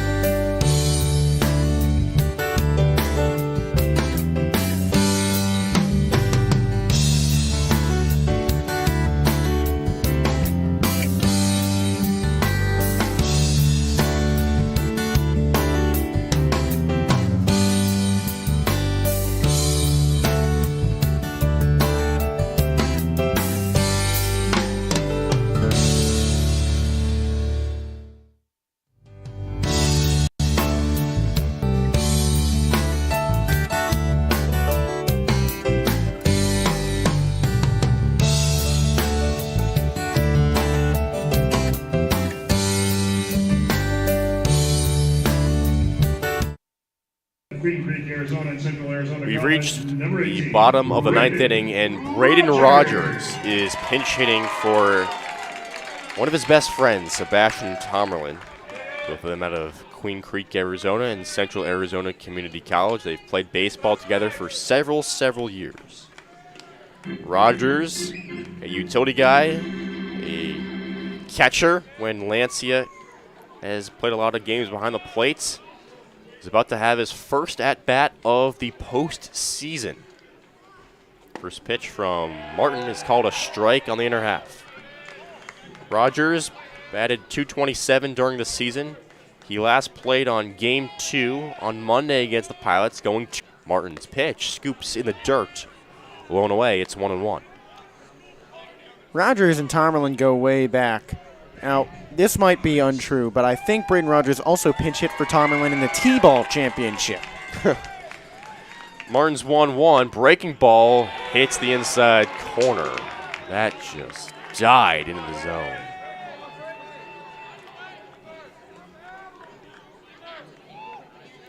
Braden's down in the count, 1 ball to 2 strikes. Matsu down by 3 runs in the bottom of the ninth. The 1-2, fastball left upstairs.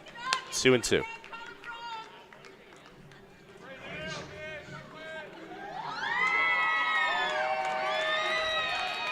Martin in the windup. Breaking ball catches the top of the zone, strike 3. Rogers down looking. And that's the first out of the ninth.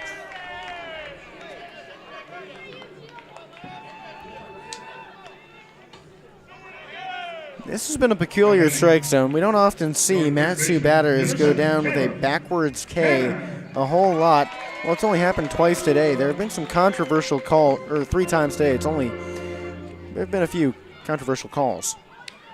So here comes Caleb Hannes. First pitch to him, misses low in the fastball.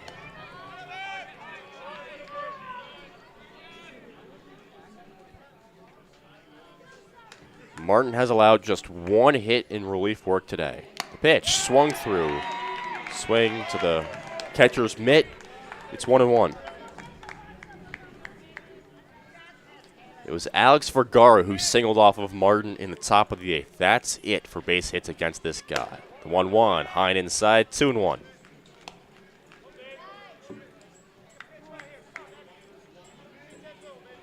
Hannes is 1 for 2 today. Walked his last time up. The 2-1, high and inside again. 3 balls and 1 strike. The Pilots have, this season, blown several leads against the Miners. 3 of them. But Max Martin was not part of those. The 3-1 dips low and away. Ball 4. Hannes walks, and the game tying. I might not want to hear what I have to say right now, but Barach has grounded into a team-high 6 double plays this season. Should be noted. 1 away and a runner at first. Bottom of the ninth. The pitch. Swing and a miss. Low and inside, it's 0-1. Amelia does really well on off-speed pitches inside. Martin keeps going to that fastball, though. Out of the stretch, he fires home. Fastball misses at the socks. Should Barreras get on, Vest will bat. Then it would be Vergara. So home run power right here. Barreras himself has 2 this season. The 1-1 popped up left side, but foul. And if you're Matsu, you need to get to Vergara to have a shot at winning this game. He represents run number 5, and even if you tie it, you still have to play the rest of the 9th inning. 1 ball and 2 strikes to Millie. The pitch, swung on, hit to right field. Berkeley is there, looks up and makes the grab. 2 away. Matsu is down to its final out here in Game 1. Well, this is not the worst crew to have up with the game on the line. The top of your order in Vest, Vergara, and Lancia, all who had striking numbers during the regular season, all batting either above 300 or near it. Vest batted at 284 for the regular season. He is 1 for 3 today. He's got 5 base hits this postseason. First pitch, fastball, framed on the outside corner for a strike.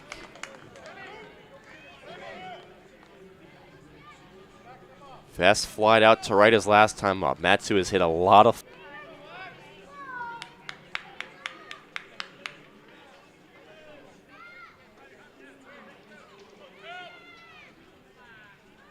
Martin's 0-1 offering.